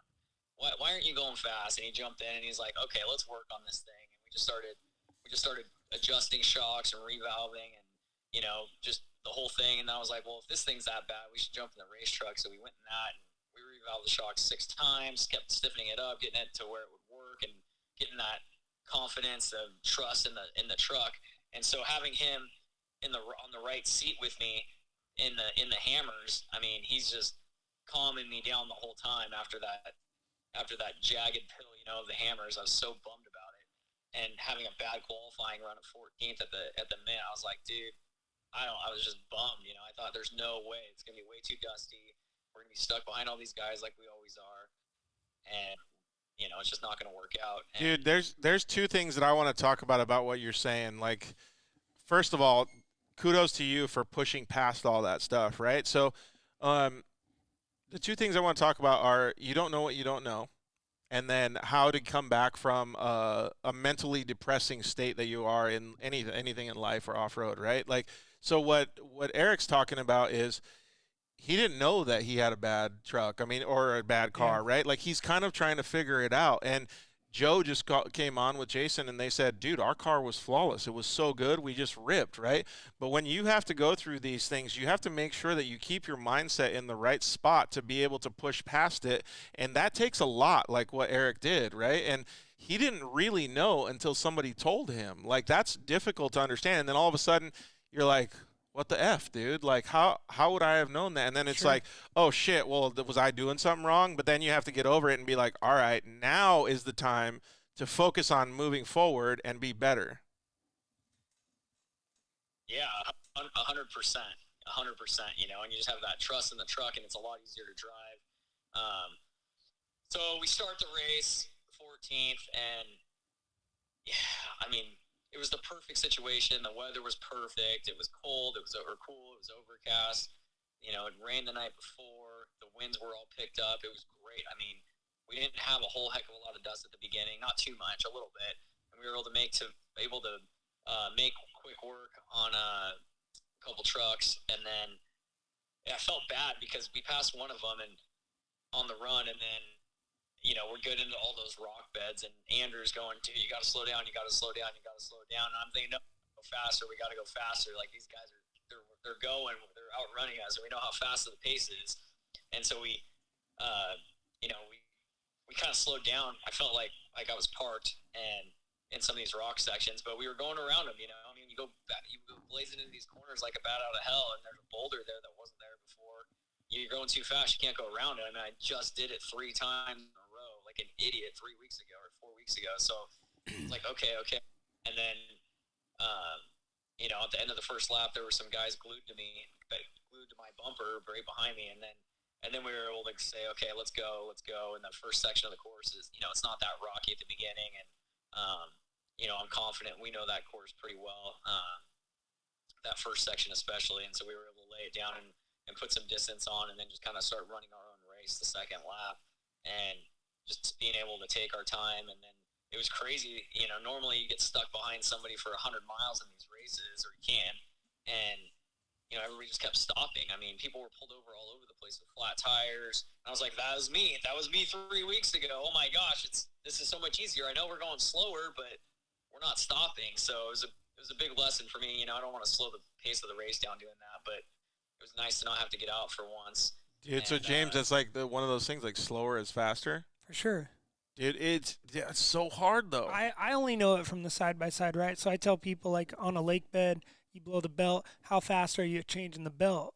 Would it be faster to just not do 90, maybe do 80? Yeah. Or 70? Or 69. 69, whatever. But So that's hard because, once again, you're in here, right? Like, does your co-driver, does he help you with that, or are you able to do it in your own head? The slowing down? Yeah, like managing it. No, he's screaming at me the whole time. See? Calm down, slow down, and I'm glad I finally listened to him for once, because, you know, it was the right thing to do for us. It was the right advice, and it was wild, you know. And the BF Goodrich tires obviously held up great. I mean, I couldn't even believe it. The fronts are still perfect on the thing. I mean, we're gonna put them on back and go use them again and race with something, but It was really cool. But I mean, I felt a little better going across those lake beds, knowing like, hey, at least we didn't kill the tires like we always do when you go, and you're going 150 miles an hour. It's like, oh man, I hope this thing doesn't blow out. I hope there's not a slow leaker on that. We have CMS on the truck, but the left front isn't working. So I was like, all right, I got to take care of that left front so I know it's not airing down or we're going to die if this thing blows out, So it was a trip though. And then, we were able to go fast in the fast sections. And then, that whole section from, what mile? Just before and after the Gonzo pit. That's a ton of fun, like the sections I think you're talking about. Yep. It's got the big old bank with a lot of timing, huge holes. You got to slow down for some, speed up over them. I mean, it's cool when your truck handles right, And Jason and Todd at SDG have been working with us to really refine things, and can't thank them enough for everything they did to help us. We're not perfect at all, but I mean, we were good enough for this one. So yeah, and the best part about it is now you open your mindset up to being able to get it even better. Yeah, absolutely. Hey, what do you do in the cab? Do you just have your right foot sitting in a cradle or something? Yeah, so I just I have my prosthetic just kind of bungee corded back up against the seat, and then I just drive with my left foot only. So it's good and bad, It's bad for fuel economy because it's either on or off. It's kind of like a switch. Hard on the brakes, hard on the gas. It's just a kind of a jerky ride. We struggle a little bit more in some of the technical stuff, and that kind of adds to some of our challenges in qualifying, getting around these tight technical qualifying courses.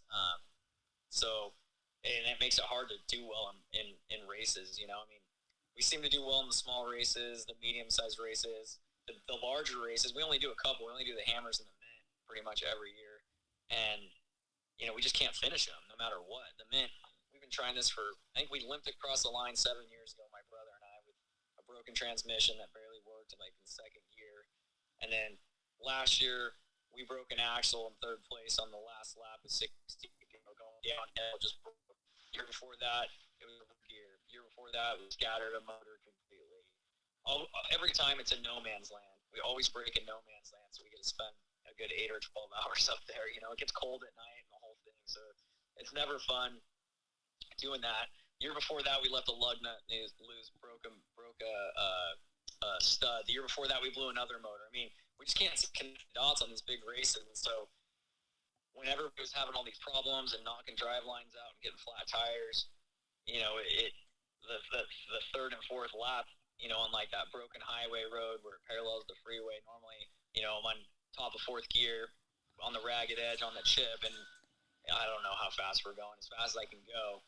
It's a little sketchy. And this time, when we're going by, I'm like, all right, let's click it into fifth. Let's try and lug this thing and keep the powertrain alive and breathe a little bit in between these bumps. And it really going the same exact speed too, with way lower RPMs, with way less out of control, without the bing all over the place. I was like, wow, this is a good lesson right here. It's like I went to school in this race.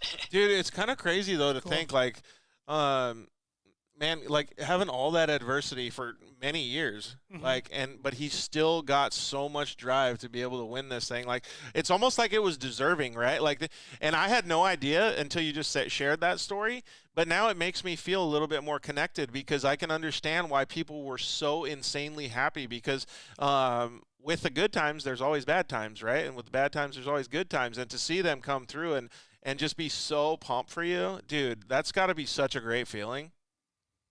Yeah, it's a trip. It's unreal. I mean, we were hoping for, after qualifying 14th, I was hoping for a top 5 or maybe luck into a top 3, and to be able to come out of this thing with a win. I mean, I wouldn't be able to do it, obviously, without my team, their hard work. I mean, they've been busting their asses. I mean, we did King of the Hammers early in February. Then we did weekend before last. My little nephew is racing a Class 1600. He raced last Saturday. I raced our pre-runner in the Moore race. Then we just my nephew did the mint on Friday. We did the mint on Saturday. So it's like, bam, 1 month, 4 races. Our shop there's everywhere. It's crazy. Dude, you're just hustling, right? Well, yeah, and like I said, congratulations. I think there's somebody else that wants to say congratulations to you, too. We got the cohort of the Mint 400, Matt Martelli, on. What's up, dude? How are you? I'm excellent. I finally got some sleep, so I'm solid. Dude, the guy that you're talking to right now, Eric Harden, just pulled off a Mint 400 victory, which is so many people want that. Man, you know what? I told Eric at the finish line, I mean, this is really what I love about doing this is, look, we're putting on a fist fight. It's up to everybody else to figure it out. Their equipment, their team, the desert, all that kind of stuff. And we really don't know who's going to win every year we go into this. And I love, seeing guys come up like Eric. I mean, he's a killer. He's one of these guys who everybody knows is there. Just like Jurgensen last year, it's like everybody knows Jurgensen's a badass. It's just a matter of time. And he drove a really, really disciplined race.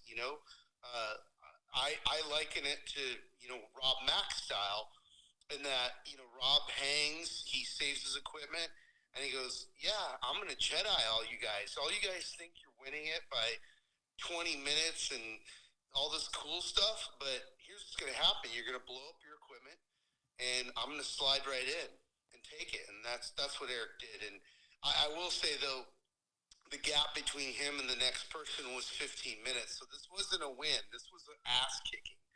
So props to you, man. Yeah, Eric, you did do a really good job. When you crossed the finish line, what were you guys thinking? I mean, I was exhausted. I caught the tail of Christian's interview, and he was talking about Householder and how gassed he was when he crossed the finish line, and I was probably right there with him. I mean, I was like, dude, just give me 1 second. I just need to take this in. I need to calm down. I'm like on 10 right now, mentally, and my adrenaline and everything. And I was training pretty hard, like going to the gym. Just thought I was getting in shape for this, and dude, I found muscles I didn't know I had. I could hardly walk. I mean, my was sore. Like it was just sitting there. I couldn't even. It was crazy. So, dude, that's crazy. Well, it's cool to see because, like, James here, he just did the hooligan race. I don't know if you've seen these, Eric, but they're the Harley Davidsons with the dirt bike stuff on them. And he was saying, like, he could barely walk after. It sounds like the truck race was like the same thing, dude. It's like the Mint 400 is just like Matt said. It's just a straight kick-ass race. Yeah, like Matt says, respect is earned 1 mile at a time. I mean, you do it 1 mile at a time. I mean, it changes quick.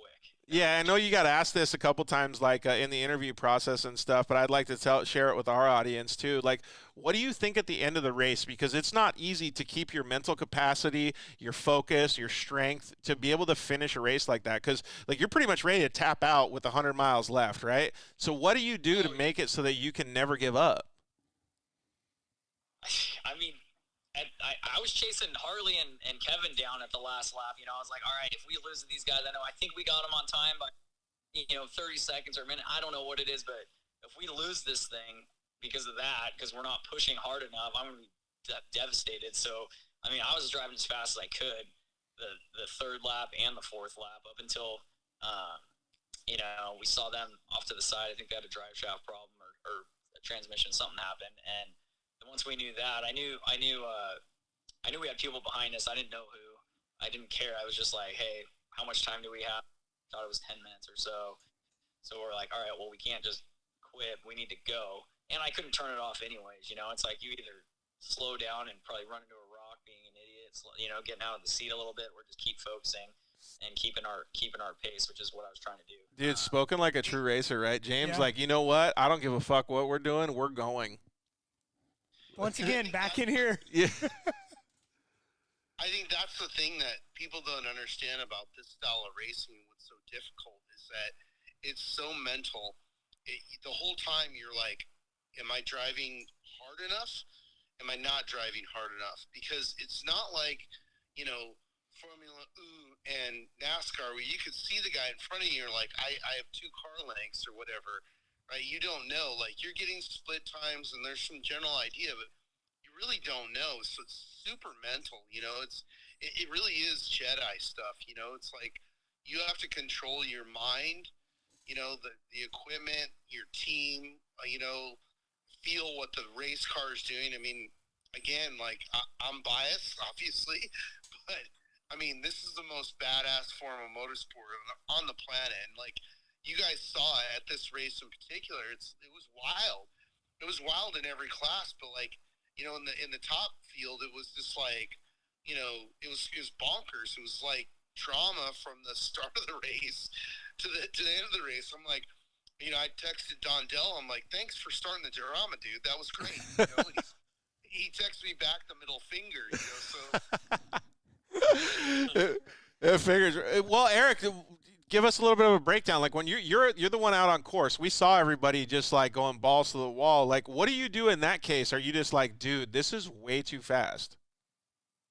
I mean, I was going balls to the walls too, just not in the boulder where all the boulders and areas are, and you know, and when we had some clean air for a while, typically when that would happen, you know, we're always so far back though usually that, you know, you get a pocket of clean air, close the gap, get on the next guy, get a pocket of clean air, close, you know, and I had clean air forever. And I'm like, dude, I'm not catching these guys. Where are they? You know, we'd slowly be seeing people changing tires, and you know, we passed Rob Mack, and he was lowering his jack when we passed him, and I'm like, oh great, the goat's right behind us. Yeah, what's going to happen at that point, right? Hey, but the cool part about it is, like you had said before, you're like, yeah, we made all these changes to the truck, so maybe you didn't even feel like you were going that much faster than what you normally do, but you were because the truck was acting better. Yeah, and that's what Andrew said. Andrew's like, don't worry about it. He's like, if those guys want to run that hard and try and catch up and keep up with us, then they can, and let's see if they can do it, type of a thing, you know? I was like, all right, whatever. We're just going to keep driving out the windshield, not out the mirror. I mean, I don't know what ended up happening to him in particular, but I know it was just tearing trucks up with all the tackiness, you know, with the rainfall and all that. And I mean, we barely made it to the finish line. I was telling Matt, I mean, this thing, our truck has an Albin sequential and with an air shifter in it, and like 20 miles from the finish line, it started making like the worst noises. I thought we lost a rear gear. It was horrible. It wouldn't come up, and then it wouldn't come up into third out of second. We can't go very fast in second gear, so we probably would have lost. You know, I think Christian and Householder, as hard as they were pushing, I think they would have gotten us. But I was able to get it up into fourth, and then we just left it in fourth for the last 20 miles and tried not to kill the converter, you know, with the heat and all that. And I was like, oh, thank God we were able to get there, because I know the dog rings were probably smoked on that thing. But it just tears every single thing apart, you know? Yeah. Again, like, that's what I love about this race. I'm like, look, no fancy 4-wheel drive $1.5 million truck has ever won this race, and it's because it's the brutality in 400 miles and the pace, right? And we're not opposed to that. Let me be straight on this. Like, you know, Neil Mason's my friend. What he's done is remarkable. You know, all the other builders are personal friends of mine, but you know, when we're putting on a fist fight, it's just like the UFC. It's like you can have your guy, but he gets clipped in the chin, and it's like, okay, you know, it is what it is, right? And a lot of times, you know, it's funny. Cameron was texting me, and he was like, the rain, the tackiness, the roughness of the course. He's like, those trucks, those 2-wheel drives, the geyser trucks, you know, in your truck in particular, I want to give a big shout out. You know, this is a major win for ID Designs, right? And talk about a guy who deserves it, man. I can't give him more props. I mean, he's building parts for everybody, right? But this, I feel like, you know, we should go have a party at his shop and be like, all right, you know, this is the coming out party. Like, you know, there's, you know, like he's a truck builder. Yeah, we had so many people direct message us that same thing. They're like, yes, finally, Eric put ID Designs on the map. Like, yes, like, and I don't know, like, I'm not that big of a trophy truck guy, so I don't know as much as what you guys are talking about, Right. but that's got to feel good. Well, James, you know, like, you're a builder. Sure. You want that recognition. For sure. And especially if you're like the underdog, right? Like we're always rooting for the underdog. So you see that and you're like, that's it. Dude, Eric, You know? way to score one for the boys. No, thank you guys so much. And yeah, Dave and Ivan, they do just such a killer job. I mean, everybody knows that. Everybody's running their parts, some of their parts on their truck, it seems like. They support us well and help get us out here. So it's cool to get the old girl. You know, she's a older truck, a big, heavy girl, but I mean, she ran great. Dugan's engine ran awesome. BFG tires held together great. Transmission got us back to the finish. mean, it was crazy. I didn't even know where to go. I got lost. I'm driving around when we finished because I was like, oh my gosh, I couldn't even believe we finished the Mint 400. Where do I go? He's just cruising. Somebody pick me up. Dude, that's so awesome, man. And then That's what great. about when you got to the podium or back to the pits? Was everybody just like, fuck yeah? Oh, dude, it was wild. It was wild. I mean, pretty much every person I've ever met was texting me and messaging me, and I'm new to this social media stuff, and it's going crazy. I'm like, wow, this is wild, And the Martellis do such a great job of promoting that race. I mean, it is the Daytona 500 of our sport, biggest race in the States. It's just an honor to be in that league, with Lofton and Jurgensen and McMillan's, all these, Rob Mack, everybody who's won it. It's crazy. But let's talk about, besides your off-road history, you're a racer, right? So it's funny because I was trying to think of it the other day of I remember back when Lofton was sponsored by General Tire, and we were doing a profile, and that's the first time we met. He's like, hey, meet my friend Eric. I'm like, I don't have time for this. You know what I mean? It was like, because you guys were racing against each other on pavement. Yeah. We raced a couple years together for sure. He was better for sure. I mean, Lofton had an incredible, stock car career with NASCAR and ARCA and everything. I mean, he's a good buddy, and I'm glad he let somebody else win for once, I don't know about that, dude. I think you earned this one. What do they say? They earned it 1 mile at a time? Well, I mean, it's so funny. I've known him for so long. He does this thing where he's like, well, I'm going to come and I'm mainly going to focus on the beef stuff, but I'm going to race. And I'm like, dude, you have a four-wheel drive Mason, you're savage, and you have new shoes. So you don't have the fear of the flat. You saw that in qualifying, and he went out there and just was like, we were like, holy cow! Like if he could have, if the equipment would have lasted, I mean, it would have been a massive gap. But that's the thing. It's like, how many races has the press release been? I was leading win, right? A $4 part broke, and the part you didn't expect. I mean, BJ had like an oil sump crack,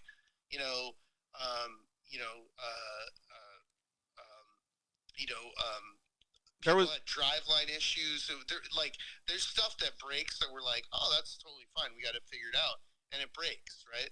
That's literally how I know about mechanics. Is like through all.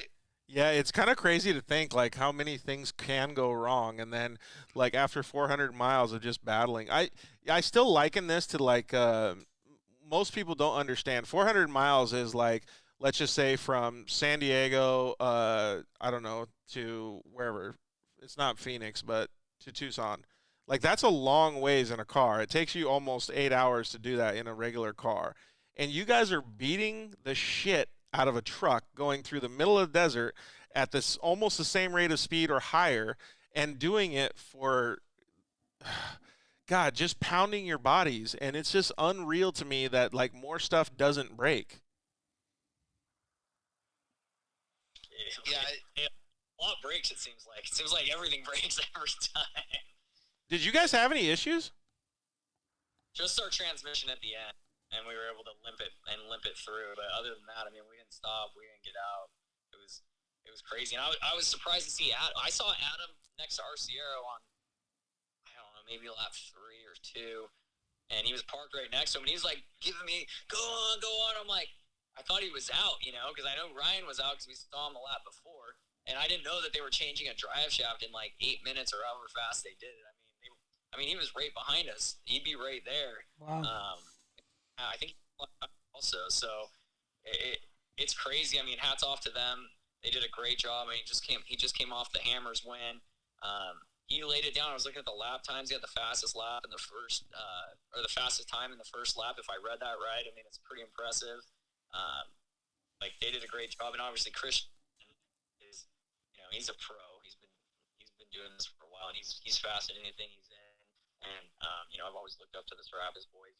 they're way younger than me, but they race a lot and they're fast. They do a good job. So, but we weren't really looking behind us at that point. We're just moving forward, trying to get, the next guy. And well, I like a lot of the stuff that you're saying, Eric, is like, so James, he's talking about how good his competitors are, right? Sure. So he knows that he has to up his game to be able to beat those guys. Like Matt said, it's like MMA, but in off-road, like out in the track, right? Like all of these different things, man, just make me so proud to be part of the off-road community, to see guys like you, Eric, to be able to succeed and just do better, man. We're going to talk to Matt and kind of end the show, Eric, but give us a shout out to all your the people that helped you get up there. And man, I can't wait to see you on Monday. yeah, absolutely. I want to thank my brother for all of his support, my family, the commitment that they've made and we've all made to get this done. Without them, my wife for standing behind me and being supportive and being at all the races. Well, most of them. She doesn't go to all of them, but most of them. She's in the background listening to this. All the guys at the shop, Nick, Taylor, Robert, Caden, Justin at the races, Vinny. I mean, I can't name them all. There's many, but it is much appreciated, and it's been a long time coming. We're super excited. We're gonna party this weekend and celebrate. And thanks again, Matt, for everything. It's an honor. Thank you guys for having me on the show. Yeah, absolutely, man. You deserved it 100%, and I'm glad that you were able to finally get that win. Hey, congratulations, and go have a sweet time this weekend. All right, thanks, guys. Way to go. Congrats. Thanks, Matt. All right, later, Eric. All right, Matt, so we'll give it about 5 minutes. We're going to get pretty much the end of the show. There's two things that I wanted to talk about. I wanted to talk about your level of stoke after a successful race, and I also wanted to talk about the broadcast. What do you want to do first? Let's talk about Stoke, because I'm stoked. Dude, it was pretty cool, man. There was so many cool things that happened in my mind. We got to see James Hill on a hooligan bike. We got to see all those guys racing dirt bikes, man. There was a bunch of kids that were pumped. Connor Eddy came home second. Man, he was really pushing it. All kinds of fun stuff happened in the UTV class. Cool stuff that happened with, what did they call the limo class again? The Hoopty class or something? Hoopty / Yeah, Hoopty something that you guys Gambler? named it. The Hoopty. Yeah, the Gambler Hoopty class. Yeah, that was really cool to see. And so, like, there was fun had by many, right? And to be able to see and broadcast that stuff the way that you guys did and the new technology that's been coming out, I mean, there's so many wins that happened this year at the Mint 400. My level of stoke is high. Yours has got to be that much higher. Yeah, it's weird. Like, the whole weekend, I'm like stressed and tired, but I'm like on a high, right? And it's hard to sleep, I was probably sleeping a couple hours a night and trying to absorb everything because, I remember Sal Fish telling me, years ago, he's like, look, man, like what we're doing is really special and you have to be in the moment and you have to, let everybody else be in the moment. And so I try and do that as much as possible, which means that there's not much sleep, which is totally fine, right? Like I wish I couldn't sleep at all during the event and just soak it all in. The whole thing is special to me from the trash cleanup, and leading by example and showing people like this is our environment. We off-roaders are tree huggers. We just like to tree hug driving really fast. You know what I mean? and then, but none of us like to see trash out in the desert. So it's like, look, there's nobody in Nevada that has pulled more trash out of the desert than the Mint 400. Yep. That's a fact. That's pretty rad. Yeah, I love that, dude. That's a fact. Yeah. So, and then, with our partners with Tread Lightly and, the whole program, it's amazing. And then I have like this weird lull, like, okay, cool. Like we did that Saturday. And then, of course, me being me, what did we do? Sorry, we got helicopters flying around, but, we went, me and my cousin, a lot of you don't know, Killian is my cousin. Yep. He's showed up, I don't even know, like 7 years ago or whatever it was, to go to a concert with my brother and just stayed on the couch too long. And I went, look, dude, here, you need to carry shit. We're going to a shoot. And I took him to a short course race. And then I think the next day we were shooting some stuff with BJ. And I put him in a trophy truck. And it was like, he was like, well, yeah, I'm staying, man. You know, I don't know what this is about, but I'm staying. So, yeah, he kicks out. Sorry, I lost my train of thought. No, but you're right, because he had played a big part in this. He got all of this stuff lined up for all the racers, did a lot of scheduling. I mean, he was just a massive part of the whole event. And I know that there was some things that were added to it, like another day for production to get ready. There was so many cool things that happened that made everything better for the people that came to the event, whether they were fans, whether they were racers, whether they were staff. All of the stuff worked just insanely good. So like I said, again, your level of stoke must have been off the charts. And then to end it on a high note with these guys winning the races and being able to understand what you can even do better next year, having a great broadcast, dude, it's just got to be so fulfilling. It is, but let me go back to now I know where I was at. So okay, so cool. We clean up the desert on Saturday, and then, you know, that's his birthday. Every year, Killian, you know, doesn't really get a proper birthday because it's during the Men 400, right? And so we try and do what we can do for him. So both him and I and my brother are big, you know, MMA fans. So we went to the UFC and we watched John Jones fight, and it was incredible. We went with we brought CJ Fasten who raced with us, and it was an incredible night. And that was on Saturday night. And then we get up in the morning and we're like, cool, you know, we're really tight with the city of Las Vegas, and they invited us to the NASCAR race. We went to the NASCAR race on Sunday. Whoa, dude! Nice. And it was awesome because there was, you know, it was all of our off-road boys. It was, you know, Herbst, it was Smith, it was like, you know, it was rad because it was like, okay, you know, this is the next era of off-road guys, you know, going in and climbing up in NASCAR. So that was really cool. And then, you know, Monday's like funny. It's like kind of have almost like a day off, except for, you know, I'm on the phone and computer all day, and Tuesday it kicks up, and then Wednesday we have the parade, and then you know, the kickoff party, dinner of champions, right into Thursday, you know, Tech and Contingency, the off-road festival, and then, you know, badass racing. I mean, dude, the unlimited, or I'm sorry, the limited racing this year, like the slug fests that were going down in like multiple classes, and especially UTV. UTV is like, you know, again, just like the unlimited class, you know, we had Joe Toronto win this year. It's like, this guy's been coming up, but he's new, you know, and it just shows you like, sweet, you can have the factory ride, you can have all the cool stuff and the, you know, the all the experience in the world, and like, when it's not your day, it's not your day. And it was Joe Toronto's day, man. I was really stoked. I was really stoked for him, and you know, his co-driver obviously has a ton of experience, being one of the Herbst crew. Yep. Which was rad, right? Yeah, totally. And the best part about it is Jason Montez is teaching Joe Toronto all these things, and Joe's just being a sponge. Yeah. Well, that's what I mean. It's like Montez is going to go get in a unlimited truck the next day and do more battle. Like, the dude's, he's smart and he's a savage. You know what I mean? 100%, man. I just love that we came away like with mad smiles. There was so many people that had issues out there. I know Brooke Jensen had a blown motor. Like, there was all kinds of people that we don't even know what happened to their cars. But the off-road community is just one that I don't know. You can't explain it, man. It's just such a good community to be a part of. So I'm glad that James was able to finish on his hooligan bike. Woo! Yeah. Real James, idiot. Like, you're crazy, dude. It was fun, man. Crazy, man. It was a good time.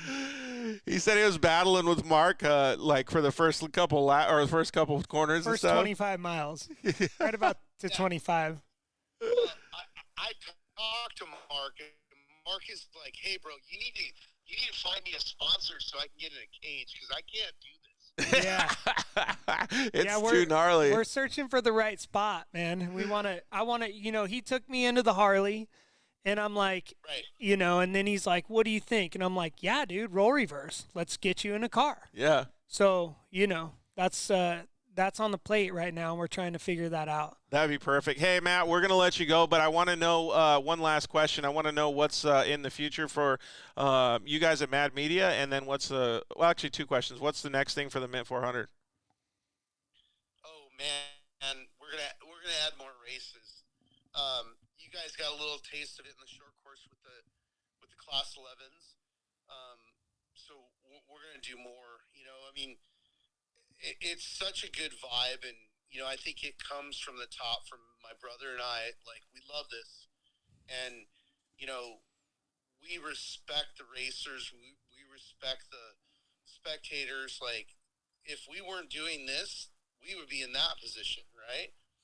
And there's just I'll be the first one to say, like, I drive everybody crazy, right? Because I'm just like a battery that doesn't shut off, but I also know the history. It's like I saw what Mickey Thompson did, and I know what's possible. Yep. And now, we talk about technology, the in-car technology that you had a big part in, George. We're just gonna do more, man. Like, here's the deal: we know we have the best, most badass motorsport on the planet. And our job is to take it to the masses and to show everybody how badass it is. And Agreed. This year was a big victory because, we came out of COVID and man, we nailed it, and we came out swinging. And what we did is we showed everybody that, off-road racing is not just here. We're here to lead. We're here to show people what being an American means, right? This isn't the government or, an economic crisis or COVID that's going to define our success and our lives. We are going to do it as our tribe. So more to come. Yeah, I can't wait, man. I appreciate everything that you do for the off-road community. And, man, there was just smiles, everywhere at the Mint 400. So, all right, dude. Well, I appreciate everything. Please tell Killian, your brother, and everybody that was part of the staff. Massive thank you to everybody. We can't wait till next year. One more quick thing, because I saw that he's on here. We do this celebrity car thing every year, and I love it, right?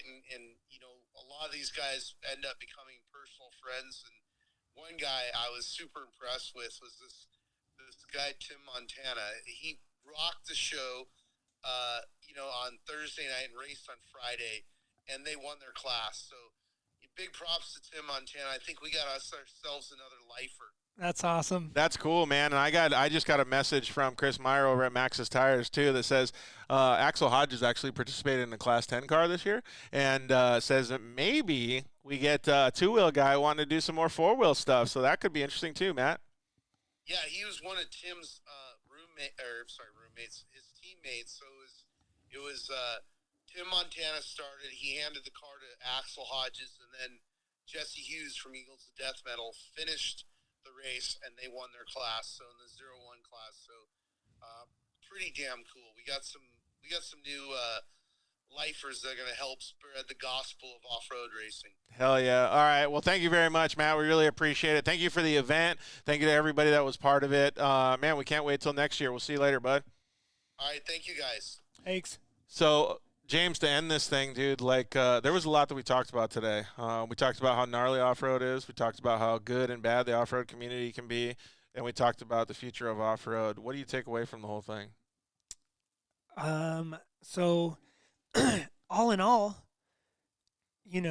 I think what we're doing is amazing. Yeah. All the different classes, everything that happened, walking down or doing, Fremont Street, everybody there. It's awesome, man. Dude. Nothing but 2 thumbs up, I agree 100%. Martelli's keep pushing it. So I can't wait to more. I kind of want you to wear a Starlink on your backpack, though, so that you can have the on-car or the on-bike camera. saddlebags. Yeah. Can we do that? Sure. We can just put Starlink like wings on the side of your Not car. trying to put it on my body. Dude, wings on the side of your car, right? You just Yeah. got to sit in the middle of the track the whole time. Yeah. All right. Well, thank you very much for hanging you. out and doing all this stuff. Thanks, Coco and Beck, for letting James stay. We really appreciate it. Thank you guys all for joining us. We really appreciate it. The Mint 400 was an awesome time. Now we're going to go to San Felipe next. This weekend, though, we will be at Nitro Rallycross. Hopefully, James can join us on Saturday. So please come say hi to us at Nitro Rallycross if you're there. And then we have Eric Harden, trophy truck winner, like I just said, going to be on the show on Monday. We're going to have an in-depth interview with him, so that's going to be really cool.